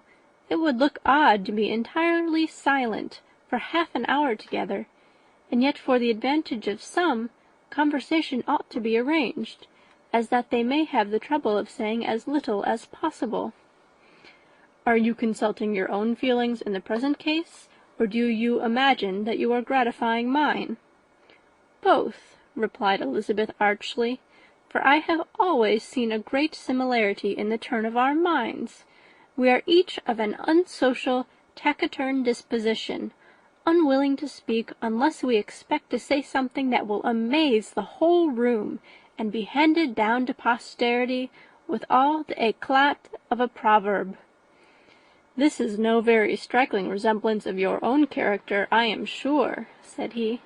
"How near it may be to mine, I cannot pretend to say. You think it a faithful portrait, undoubtedly." "I must not decide on my own performance." He made no answer, and they were again silent till they had gone down the dance, when he asked her if she and her sisters did not very often walk to Meryton. She answered in the affirmative, and, unable to resist the temptation, added, "When you met us there the other day, we had just been forming a new acquaintance." The effect was immediate. A deeper shade of hauteur overspread his features, but he said not a word, and Elizabeth, though blaming herself for her own weakness, could not go on. At length Darcy spoke, and in a constrained manner said, "Mr. Wickham is blessed with such happy manners as may ensure his making friends. Whether he may be equally capable of retaining them is less certain." "He has been so unlucky as to lose your friendship," replied Elizabeth with emphasis, "and in a manner which he is likely to suffer from all his life." Darcy made no answer, and seemed desirous of changing the subject. At that moment Sir William Lucas appeared close to them, meaning to pass through the set to the other side of the room, but on perceiving Mr. Darcy, he stopped with a bow of superior courtesy to compliment him on his dancing and his partner. "I have been most highly gratified indeed, my dear sir. Such very superior dancing is not often seen. It is evident that you belong to the first circles. Allow me to say, however, that your fair partner does not disgrace you, and that I must hope to have this pleasure often repeated, especially when a certain desirable event, my dear Eliza," glancing at her sister and Bingley, "shall take place. What congratulations will then flow in! I appeal to Mr. Darcy. But let me not interrupt you, sir. You will not thank me for detaining you from the bewitching converse of that young lady, whose bright eyes are also upbraiding me." The latter part of this address was scarcely heard by Darcy, but Sir William's allusion to his friend seemed to strike him forcibly, and his eyes were directed with a very serious expression towards Bingley and Jane, who were dancing together. Recovering himself, however, shortly, he turned to his partner and said, "Sir William's interruption has made me forget what we were talking of." "I do not think we were speaking at all. Sir William could not have interrupted two people in the room who had less to say for themselves. We have tried 2 or 3 subjects already without success, and what we are to talk of next I cannot imagine." "What think you of books?" said he, smiling. "Books? Oh, no! I am sure we never read the same, or not with the same feelings." "I am sorry you think so. But if that be the case, there can at least be no want of subject. We may compare our different opinions." "No, I cannot talk of books in a ballroom. My head is always full of something else." "The present always occupies you in such scenes, does it?" said he, with a look of doubt. "Yes, always," she replied, without knowing what she said, for her thoughts had wandered far from the subject, as soon afterwards appeared by her suddenly, exclaiming, "I remember hearing you once say, Mr. Darcy, that you hardly ever forgave, that your resentment, once created, was unappeasable. You are very cautious, I suppose, as to its being created." "I am," said he, with a firm voice. "And never allow yourself to be blinded by prejudice?" "I hope not." "It is particularly incumbent on those who never change their opinion to be secure of judging properly at first." "May I ask to what these questions tend?" "Merely to the illustration of your character," said she, endeavouring to shake off her gravity. "I am trying to make it out." "And what is your success?" She shook her head. "I do not get on at all. I hear such different accounts of you as puzzle me exceedingly." "I can readily believe," answered he gravely, "that reports may vary greatly with respect to me, and I could wish, Miss Bennet, that you were not to sketch my character at the present moment, as there is reason to fear that the performance would reflect no credit on either." "But if I do not take your likeness now, I may never have another opportunity." "I would by no means suspend any pleasure of yours," he coldly replied.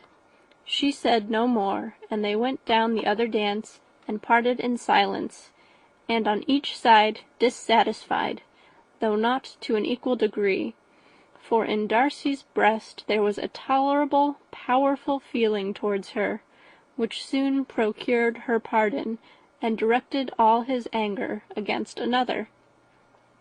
They had not long separated when Miss Bingley came towards her, and with an expression of civil disdain accosted her. "So, Miss Eliza, I hear you are quite delighted with George Wickham.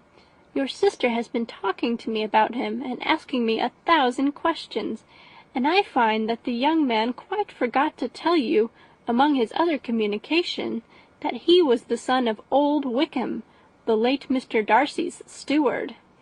Let me recommend you, however, as a friend, not to give implicit confidence to all his assertions, for as to Mr. Darcy's using him ill, it is perfectly false, for, on the contrary, he has always been remarkably kind to him, though George Wickham has treated Mr. Darcy in a most infamous manner. I do not know the particulars, but I know very well that Mr. Darcy is not in the least to blame, that he cannot bear to hear George Wickham mentioned, and that though my brother thought that he could not well avoid including him in his invitation to the officers, he was excessively glad to find that he had taken himself out of the way. His coming into the country at all is a most insolent thing indeed, and I wonder how he could presume to do it. I pity you, Miss Eliza, for this discovery of your favourite's guilt. But really, considering his descent, one could not expect much better. His guilt and his descent appear by your account to be the same, said Elizabeth angrily, for I have heard you accuse him of nothing worse than of being the son of Mr. Darcy's steward, and of that, I can assure you, he informed me himself. I beg your pardon, replied Miss Bingley, turning away with a sneer. Excuse my interference. It was kindly meant. Insolent girl, said Elizabeth to herself. You are much mistaken if you expect to influence me by such a paltry attack as this. I see nothing in it but your own wilful ignorance and the malice of Mr. Darcy. She then sought her eldest sister, who has undertaken to make inquiries on the same subject of Bingley. Jane met her with a smile of such sweet complacency, a glow of such happy expression, as sufficiently marked how well she was satisfied with the occurrences of the evening. Elizabeth instantly read her feelings, and at that moment solicitude for Wickham, resentment against his enemies, and everything else gave way before the hope of Jane's being in the fairest way for happiness. I want to know, said she, with a countenance no less smiling than her sister's, what you have learnt about Mr. Wickham, but perhaps you have been too pleasantly engaged to think of any third person, in which case you may be sure of my pardon. No, replied Jane, I have not forgotten him, but I have nothing satisfactory to tell you. Mr. Bingley does not know the whole of his history, and is quite ignorant of the circumstances which have principally offended Mr. Darcy, but he will vouch for the good conduct, the probity, and honour of his friend, and is perfectly convinced that Mr. Wickham has deserved much less attention from Mr. Darcy than he has received, and I am sorry to say by his account, as well as his sister's, Mr. Wickham is by no means a respectable young man. I am afraid he has been very imprudent, and has deserved to lose Mr. Darcy's regard. Mr. Bingley does not know Mr. Wickham himself? No, he never saw him till the other morning at Meryton. This account, then, is what he has received from Mr. Darcy. I am satisfied. But what does he say of the living? He does not exactly recollect the circumstances, though he has heard them from Mr. Darcy more than once, but he believes that it was left to him conditionally only. I have not a doubt of Mr. Bingley's sincerity, said Elizabeth warmly, but you must excuse my not being convinced by assurances only. Mr. Bingley's defence of his friend was a very able one, I dare say, but since he is unacquainted with several parts of the story, and has learnt the rest from that friend himself, I shall venture to still think of both gentlemen as I did before. She then changed the discourse to one more gratifying to each, and on which there could be no difference of sentiment. Elizabeth listened with delight to the happy, though modest hopes which Jane entertained of Mr. Bingley's regard, and said all in her power to heighten her confidence in it. On their being joined by Mr. Bingley himself, Elizabeth withdrew to Miss Lucas, to whose inquiry after the pleasantness of her last partner she had scarcely replied, before Mr. Collins came up to them, and told her with great exultation that he had just been so fortunate as to make a most important discovery. "I have found out," said he, "by a singular accident, that there is now in the room a near relation of my patroness. I happened to overhear the gentleman himself mentioning to the young lady who does the honours of the house the names of his cousin Miss de Bourgh, and of her mother, Lady Catherine. How wonderfully these sort of things occur! Who would have thought of my meeting with, perhaps, a nephew of Lady Catherine de Bourgh in this assembly? I am most thankful that the discovery is made in time for me to pay my respects to him, which I am now going to do, and trust he will excuse my not having done it before. My total ignorance of the connection must plead my apology." "You are not going to introduce yourself to Mr. Darcy?" "Indeed I am. I shall entreat his pardon for not having done it earlier. I believe him to be Lady Catherine's nephew. It will be in my power to assure him that her ladyship was quite well yesterday sevennight." Elizabeth tried hard to dissuade him from such a scheme, assuring him that Mr. Darcy would consider his addressing him without introduction as an impertinent freedom, rather than a compliment to his aunt, that it was not in the least necessary there should be any notice on either side, and that if it were, it must belong to Mr. Darcy, the superior in consequence, to begin the acquaintance. Mr. Collins listened to her with the determined air of following his own inclination, and when she ceased speaking, replied thus: "My dear Miss Elizabeth, I have the highest opinion in the world of your excellent judgment in all matters within the scope of your understanding, but permit me to say that there must be a wide difference between the established forms of ceremony amongst the laity and those which regulate the clergy. For give me leave to observe that I consider the clerical office as equal in point of dignity with the highest rank in the kingdom, provided that a proper humility of behaviour is at the same time maintained. You must therefore allow me to follow the dictates of my conscience on this occasion, which leads me to perform what I look on as a point of duty. Pardon me for neglecting to profit by your advice, which on every other subject shall be my constant guide, though in the case before us I consider myself more fitted by education and habitual study to decide on what is right than a young lady like yourself."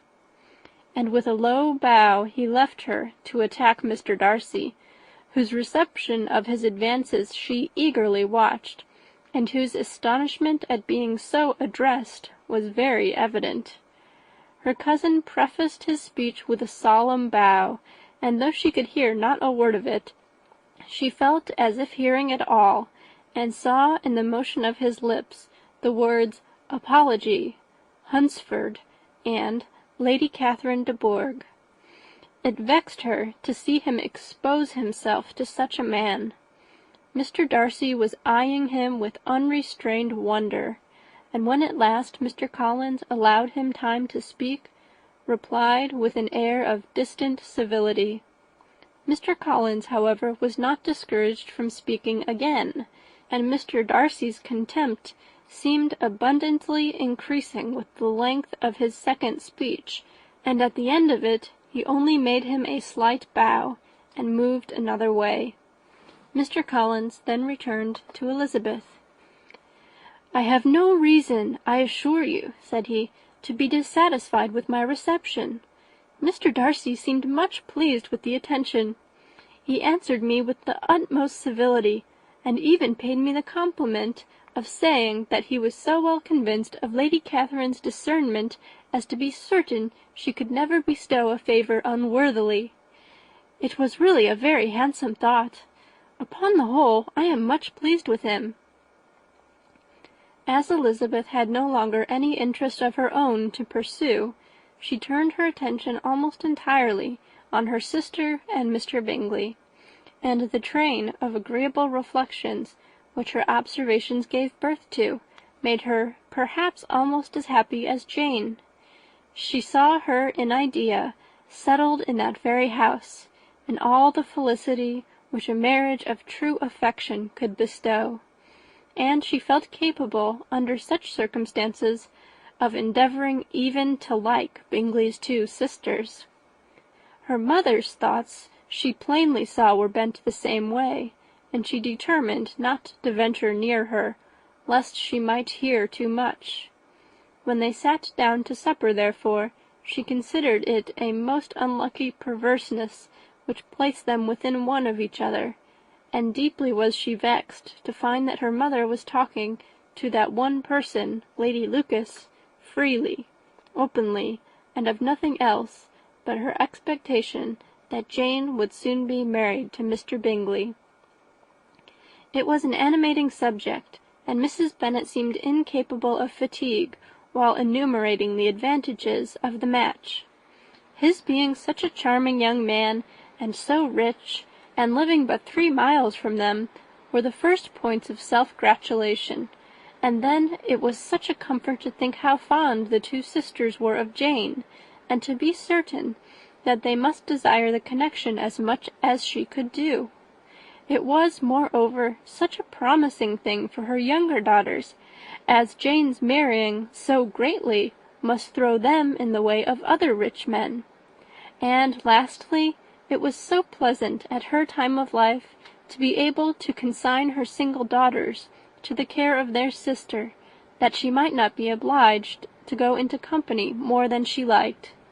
It was necessary to make this circumstance a matter of pleasure, because on such occasions it is the etiquette, but no one was less likely than Mrs. Bennet to find comfort in staying home at any period of her life. She concluded with many good wishes that Lady Lucas might soon be equally fortunate, though evidently and triumphantly believing there was no chance of it. In vain did Elizabeth endeavour to check the rapidity of her mother's words, or persuade her to describe her felicity in a less audible whisper, for, to her inexpressible vexation, she could perceive that the chief of it was overheard by Mr. Darcy, who sat opposite to them. Her mother only scolded her for being nonsensical. "What is Mr. Darcy to me, pray, that I should be afraid of him? I am sure we owe him no such particular civility as to be obliged to say nothing he may not like to hear." "For heaven's sake, madam, speak lower. What advantage can it be for you to offend Mr. Darcy? You will never recommend yourself to his friend by doing so." Nothing she could say, however, had any influence. Her mother would talk of her views in the same intelligible tone. Elizabeth blushed and blushed again with shame and vexation. She could not help frequently glancing her eye at Mr. Darcy, though every glance convinced her of what she dreaded. For though he was not always looking at her mother, she was convinced that his attention was invariably fixed by her. The expression of his face changed gradually from indignant contempt to a composed and steady gravity. At length, however, Mrs. Bennet had no more to say, and Lady Lucas, who had been long yawning at the repetition of delights which she saw no likelihood of sharing, was left to the comforts of cold ham and chicken. Elizabeth now began to revive, but not long was the interval of tranquillity, for, when supper was over, singing was talked of, and she had the mortification of seeing Mary, after very little entreaty, preparing to oblige the company. By many significant looks and silent entreaties did she endeavour to prevent such a proof of complaisance, but in vain. Mary would not understand them. Such an opportunity of exhibiting was delightful to her, and she began her song. Elizabeth's eyes were fixed on her with most painful sensations, and she watched her progress through the several stanzas with an impatience which was very ill rewarded at their close for Mary, on receiving amongst the thanks of the table the hint of a hope that she might be prevailed on to favour them again, after the pause of half a minute began another. Mary's powers were by no means fitted for such a display. Her voice was weak, and her manner affected. Elizabeth was in agonies. She looked at Jane to see how she bore it, but Jane was very composedly talking to Bingley. She looked at his two sisters, and saw them making signs of derision at each other, and at Darcy, who continued, however, imperturbably grave. She looked at her father to entreat his interference, lest Mary should be singing all night. He took the hint, and when Mary had finished her second song, said aloud, "That will do extremely well, child. You have delighted us long enough. Let the other young ladies have time to exhibit." Mary, though pretending not to hear, was somewhat disconcerted, and Elizabeth, sorry for her, and sorry for her father's speech, was afraid her anxiety had done no good. Others of the party were now applied to. "If I," said Mr. Collins, "were so fortunate as to be able to sing, I should have great pleasure, I am sure, in obliging the company with an air, for I consider music as a very innocent diversion, and perfectly compatible with the profession of a clergyman. I do not mean, however, to assert that we can be justified in devoting too much of our time to music, for there are certainly other things to be attended to. The rector of a parish has much to do. In the first place, he must make such an agreement for tithes as may be beneficial to himself and not offensive to his patron.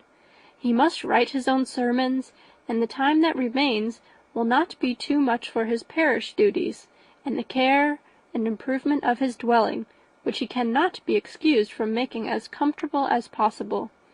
And I do not think it of light importance that he should have attentive and conciliatory manner towards everybody, especially towards those to whom he owes his preferment. I cannot acquit him of that duty, nor could I think well of the man who should omit an occasion of testifying his respect towards anybody connected with the family." And with a bow to Mr. Darcy he concluded his speech, which had been spoken so loud as to be heard by half the room. Many stared, many smiled, but no one looked more amused than Mr. Bennet himself, while his wife seriously commended Mr. Collins for having spoken so sensibly, and observing in a half-whisper to Lady Lucas that he was a remarkably clever, good kind of young man. To Elizabeth it appeared that, had her family made an agreement to expose themselves as much as they could during the evening, it would have been impossible for them to play their parts with more spirit or finer success, and happy did she think it for Bingley and her sister that some of the exhibition had escaped his notice, and that his feelings were not of the sort to be much distressed by the folly which he must have witnessed. That his two sisters and Mr. Darcy, however, should have such an opportunity of ridiculing her relations was bad enough, and she could not determine whether the silent contempt of the gentlemen or the insolent smiles of the ladies were more intolerable. The rest of the evening brought her little amusement. She was teased by Mr. Collins, who continued most perseveringly by her side, and though he could not prevail on her to dance with him again, put it out of her power to dance with others. In vain did she entreat him to stand up with somebody else, and offer to introduce him to any young lady in the room. He assured her that as to dancing he was perfectly indifferent to it, that his chief object was by delicate attentions to recommend himself to her, and that he should therefore make a point of remaining close to her the whole evening. There was no arguing upon such project. She owed her greatest relief to her friend Miss Lucas, who often joined them, and good-naturedly engaged Mr. Collins' conversation to herself. She was at least free from the offence of Mr. Darcy's further notice, though often standing within a very short distance of her, quite disengaged, he never came near enough to speak. She felt it to be the probable consequence of her allusions to Mr. Wickham, and rejoiced in it. The Longbourn party were the last of all the company to depart, and, by a manoeuvre of Mrs. Bennet, had to wait for their carriage a quarter of an hour after everybody else was gone, which gave them time to see how heartily they were wished away by some of the family. Mrs. Hurst and her sister scarcely opened their mouths, except to complain of fatigue, and were evidently impatient to have the house to themselves. They repulsed every attempt of Mrs. Bennet at conversation, and by so doing threw a languor over the whole party, which was very little relieved by the long speeches of Mr. Collins, who was complimenting Mr. Bingley and his sisters on the elegance of their entertainment, and the hospitality and politeness which had marked their behaviour to their guests. Darcy said nothing at all. Mr. Bennet, in equal silence, was enjoying the scene. Mr. Bingley and Jane were standing together, a little detached from the rest, and talked only to each other. Elizabeth preserved as steady a silence as either Mrs. Hurst or Miss Bingley, and even Lydia was too much fatigued to utter more than the occasional exclamation of "Lord, how tired I am!" accompanied by a violent yawn. When, at length, they arose to take leave, Mrs. Bennet was most pressingly civil in her hope of seeing the whole family soon at Longbourn, and addressed herself especially to Mr. Bingley, to assure him how happy he would make them by eating a family dinner with them at any time, without the ceremony of a formal invitation. Bingley was all grateful pleasure, and he readily engaged for taking the earliest opportunity of waiting on her after his return from London, whither he was obliged to go the next day for a short time. Mrs. Bennet was perfectly satisfied, and quitted the house under the delightful persuasion that, allowing for the necessary preparations of settlements, new carriages, and wedding clothes, she should undoubtedly see her daughter settled at Netherfield in the course of 3 or 4 months. Of having another daughter married to Mr. Collins, she thought with equal certainty, and with considerable, though not equal, pleasure. Elizabeth was the least dear to her of all her children, and though the man and the match were quite good enough for her, the worth of each was eclipsed by Mr. Bingley and Netherfield. End of chapter 18.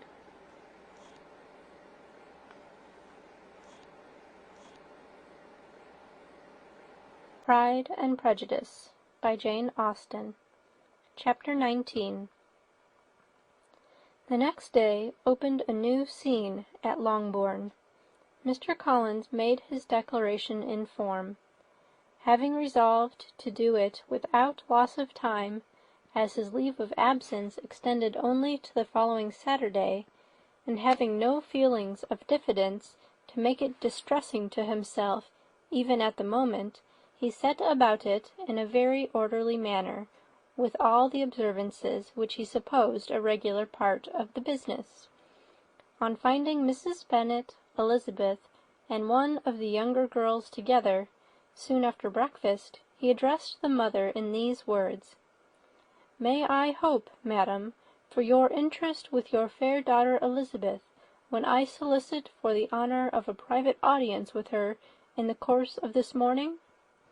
Before Elizabeth had time for anything but a blush of surprise, Mrs. Bennet answered instantly, "Oh dear, yes, certainly. I am sure Lizzie will be very happy. I am sure she can have no objection. Come, Kitty, I want you upstairs." And, gathering her work together, she was hastening away, when Elizabeth called out, "Dear madam, do not go. I beg you will not go. Mr. Collins must excuse me. He can have nothing to say to me that anybody need not hear.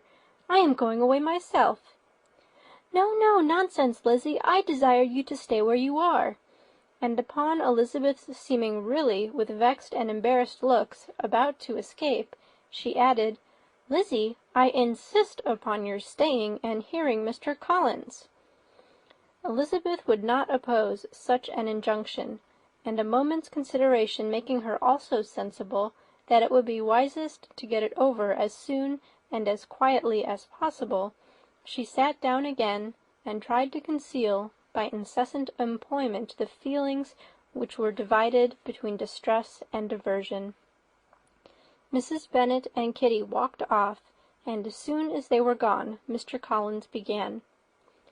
"Believe me, my dear Elizabeth, that your modesty, so far from doing you any disservice, rather adds to your other perfections.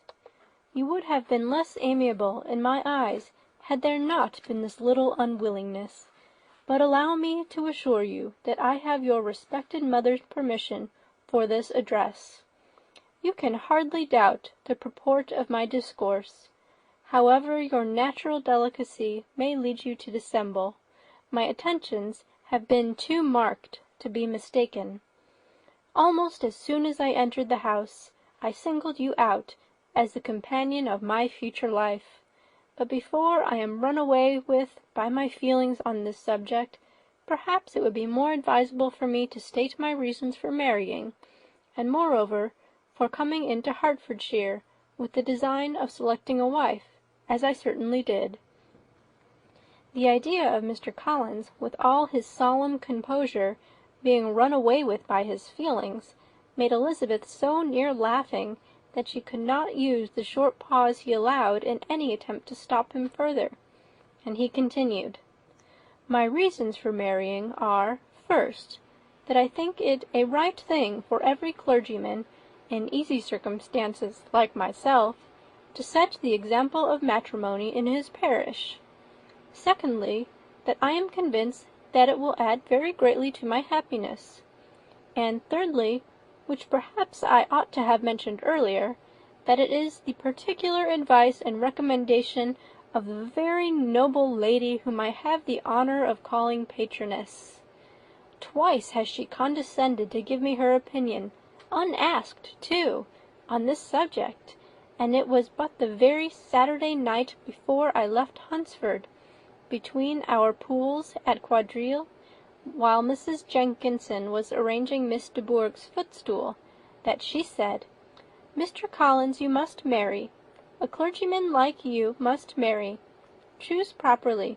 Choose a gentlewoman for my sake, and for your own. Let her be an active, useful sort of person, not brought up high, but able to make a small income go a good way. This is my advice. Find such a woman as soon as you can. Bring her to Hunsford, and I will visit her. Allow me, by the way, to observe, my fair cousin, that I do not reckon the notice and kindness of Lady Catherine de Bourgh as among the least of the advantages in my power to offer. You will find her manners beyond anything I can describe, and your wit and vivacity, I think, must be acceptable to her, especially when tempered with the silence and respect which her rank will inevitably excite. This much for my general intention in favour of matrimony. It remains to be told why my views were directed towards Longbourn instead of my own neighbourhood, where I can assure you there are many amiable young women.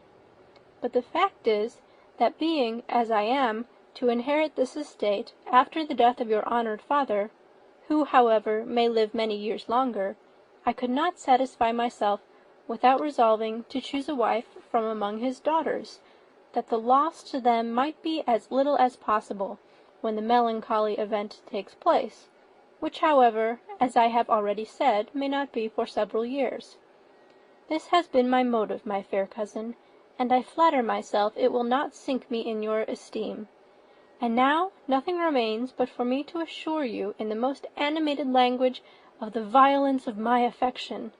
To fortune I am perfectly indifferent, and shall make no demand of that nature on your father, since I am well aware that it could not be complied with, and that 1,000 pounds in the 4 per cents, which will not be yours till after your mother's decease, is all that you may ever be entitled to. On that head, therefore, I shall be uniformly silent, and you may assure yourself that no ungenerous reproach shall ever pass my lips when we are married." It was absolutely necessary to interrupt him now. "You are too hasty, sir," she cried. "You forget that I have made no answer. Let me do it without further loss of time. Accept my thanks for the compliment you are paying me. I am very sensible of the honour of your proposals, but it is impossible for me to do otherwise than to decline them." "I am not now to learn," replied Mr. Collins, with a formal wave of the hand, "that it is usual with young ladies to reject the addresses of the man whom they secretly mean to accept when he first applies for their favour, and that sometimes the refusal is repeated a second or even a third time. I am therefore by no means discouraged by what you have just said, and shall hope to lead you to the altar ere long." "Upon my word, sir," cried Elizabeth, "your hope is a rather extraordinary one after my declaration. I do assure you that I am not one of those young ladies, if such young ladies there are, who are so daring as to risk their happiness on the chance of being asked a second time. I am perfectly serious in my refusal. You could not make me happy, and I am convinced that I am the last woman in the world who could make you so. Nay, were your friend Lady Catherine to know me, I am persuaded she would find me in every respect ill qualified for the situation." "Were it certain that Lady Catherine would think so," said Mr. Collins very gravely, "but I cannot imagine that her ladyship would at all disapprove of you, and you may be certain when I have the honour of seeing her again, I shall speak in the very highest terms of your modesty, economy, and other amiable qualification." "Indeed, Mr. Collins, all praise of me will be unnecessary. You must give me leave to judge for myself, and pay me the compliment of believing what I say. I wish you very happy and very rich, and by refusing your hand, do all in my power to prevent your being otherwise. In making me the offer, you must have satisfied the delicacy of your feelings with regard to my family, and may take possession of Longbourn estate whenever it falls without any self-reproach. This matter may be considered, therefore, as finally settled." And rising as she thus spoke, she would have quitted the room, had Mr. Collins not thus addressed her. "When I do myself the honour of speaking to you next on this subject, I shall hope to receive a more favourable answer than you have now given me, though I am far from accusing you of cruelty at present, because I know it to be the established custom of your sex to reject a man on the first application, and perhaps you have even now said as much to encourage my suit as would be consistent with the true delicacy of the female character." "Really, Mr. Collins," cried Elizabeth with some warmth, "you puzzle me exceedingly. If what I have hitherto said can appear to you in the form of encouragement, I know not how to express my refusal in such a way as to convince you of its being one. You must give me leave to flatter myself, my dear cousin, that your refusal of my addresses is merely words of course. My reasons for believing it are briefly these. It does not appear to me that my hand is unworthy your acceptance, or that the establishment I can offer would be any other than highly desirable.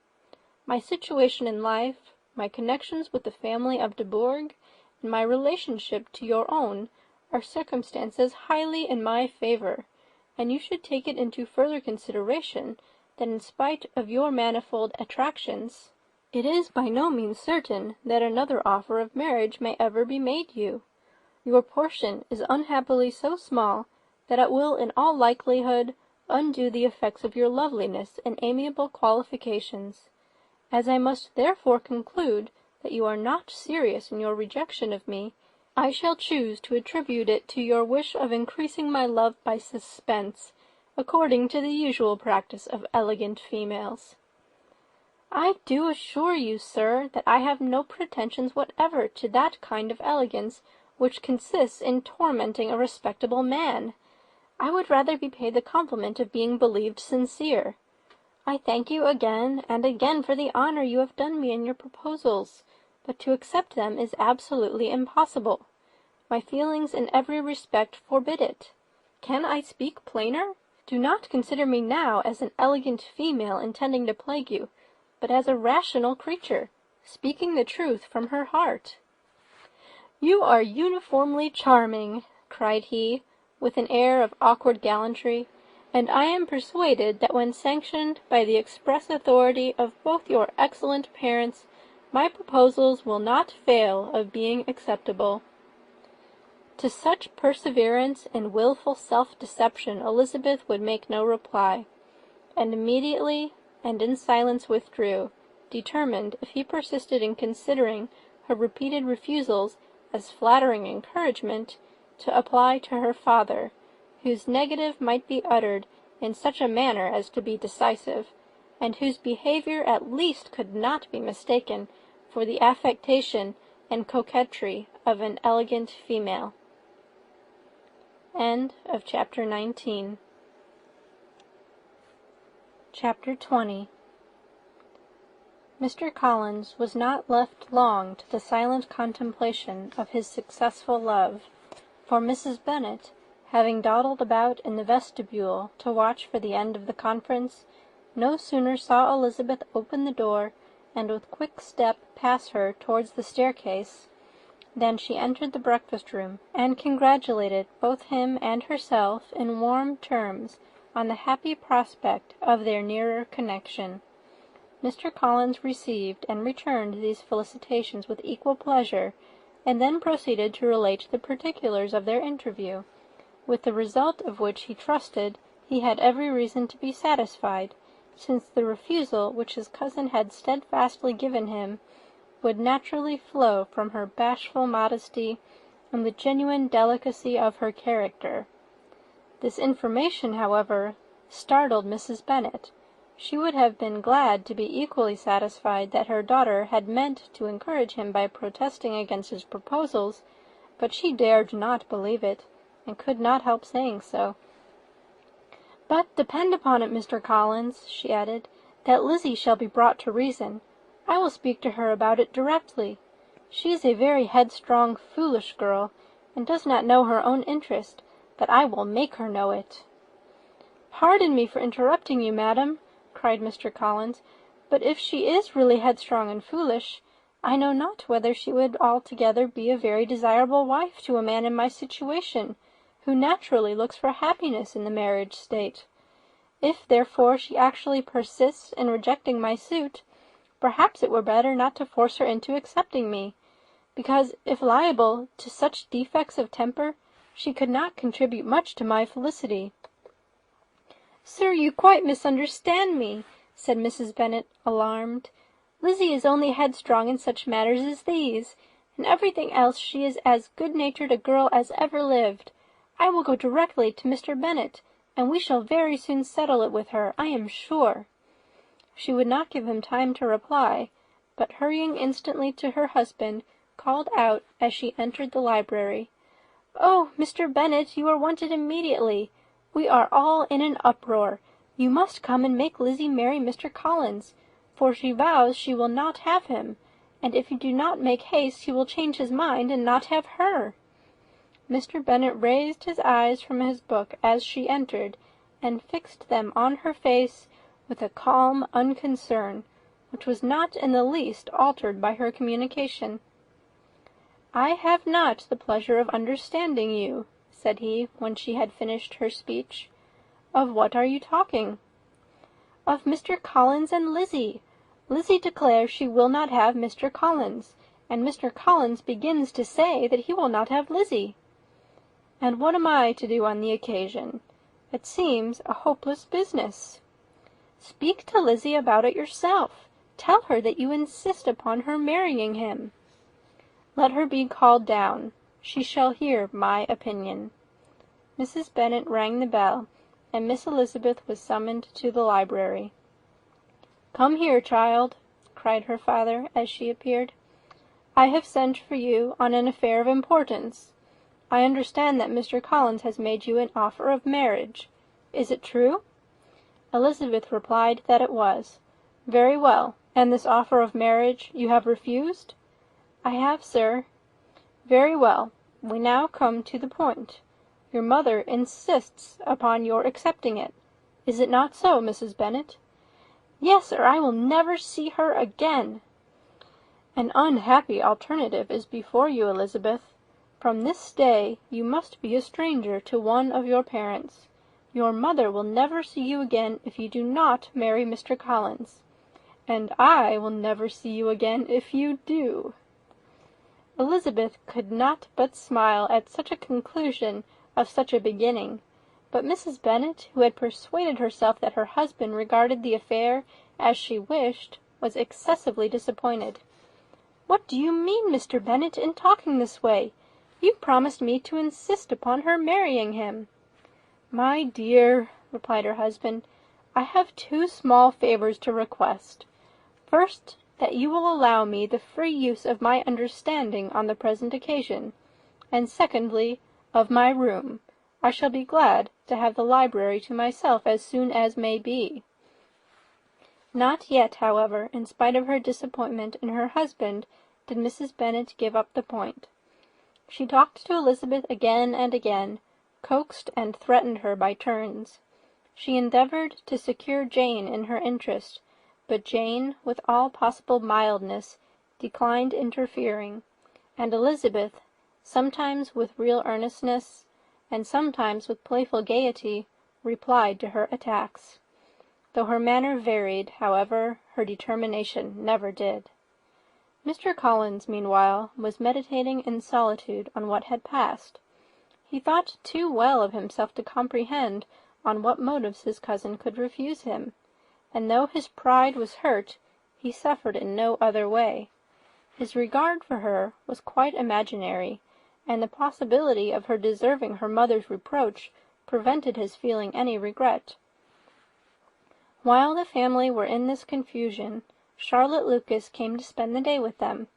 She was met in the vestibule by Lydia, who, flying to her, cried in a half-whisper, "I am glad you are come, for there is such fun here. What do you think has happened this morning? Mr. Collins has made an offer to Lizzie, and she will not have him."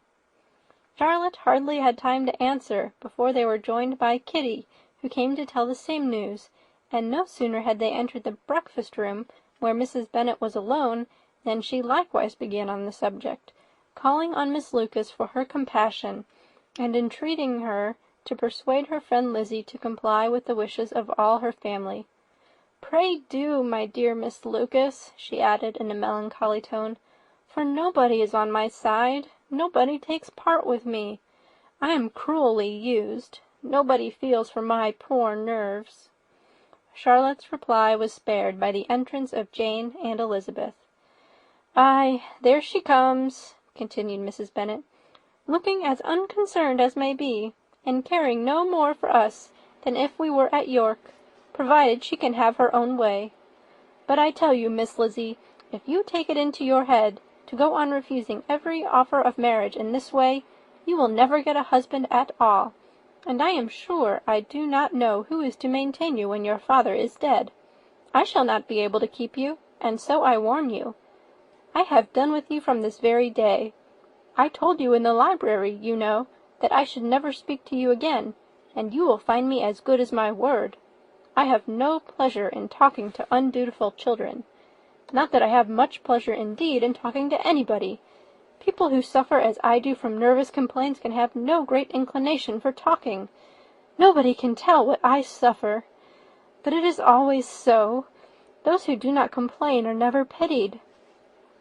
Her daughters listened in silence to this effusion, sensible that any attempt to reason with her or soothe her would only increase the irritation. She talked on, therefore, without interruption from any of them, till they were joined by Mr. Collins, who entered the room with an air more stately than usual, and on perceiving whom, she said to the girls, "Now I do insist upon it, that you, all of you, hold your tongues, and let me and Mr. Collins have a little conversation together." Elizabeth passed quietly out of the room. Jane and Kitty followed, but Lydia stood her ground, determined to hear all she could, and Charlotte, detained first by the civility of Mr. Collins, whose inquiries after herself and all her family were very minute, and then by a little curiosity, satisfied herself with walking to the window and pretending not to hear. In a doleful voice Mrs. Bennet began the projected conversation. "Oh, Mr. Collins!" "My dear madam," replied he, "let us be for ever silent on this point. Far be it from me," he presently continued, in a voice that marked his displeasure, "to resent the behaviour of your daughter. Resignation to inevitable evils is the evil duty of us all, the peculiar duty of a young man who has been so fortunate as I have been in early preferment, and I trust I am resigned. Perhaps not the less so from feeling a doubt of my positive happiness had my fair cousin honoured me with her hand, for I have often observed that resignation is never so perfect as when the blessing denied begins to lose somewhat of its value in our estimation. You will not, I hope, consider me as showing any disrespect to your family, my dear madam, by thus withdrawing my pretensions to your daughter's favour, without having paid yourself and Mr. Bennet the compliment of requesting you to interpose your authority in my behalf. My conduct may, I fear, be objectionable, in having accepted my dismission from your daughter's lips instead of your own, but we are all liable to error. I have certainly meant well through the whole affair. My object has been to secure an amiable companion for myself, with due consideration for the advantage of all your family, and if my manner has been at all reprehensible, I here beg leave to apologize. End of chapter 20.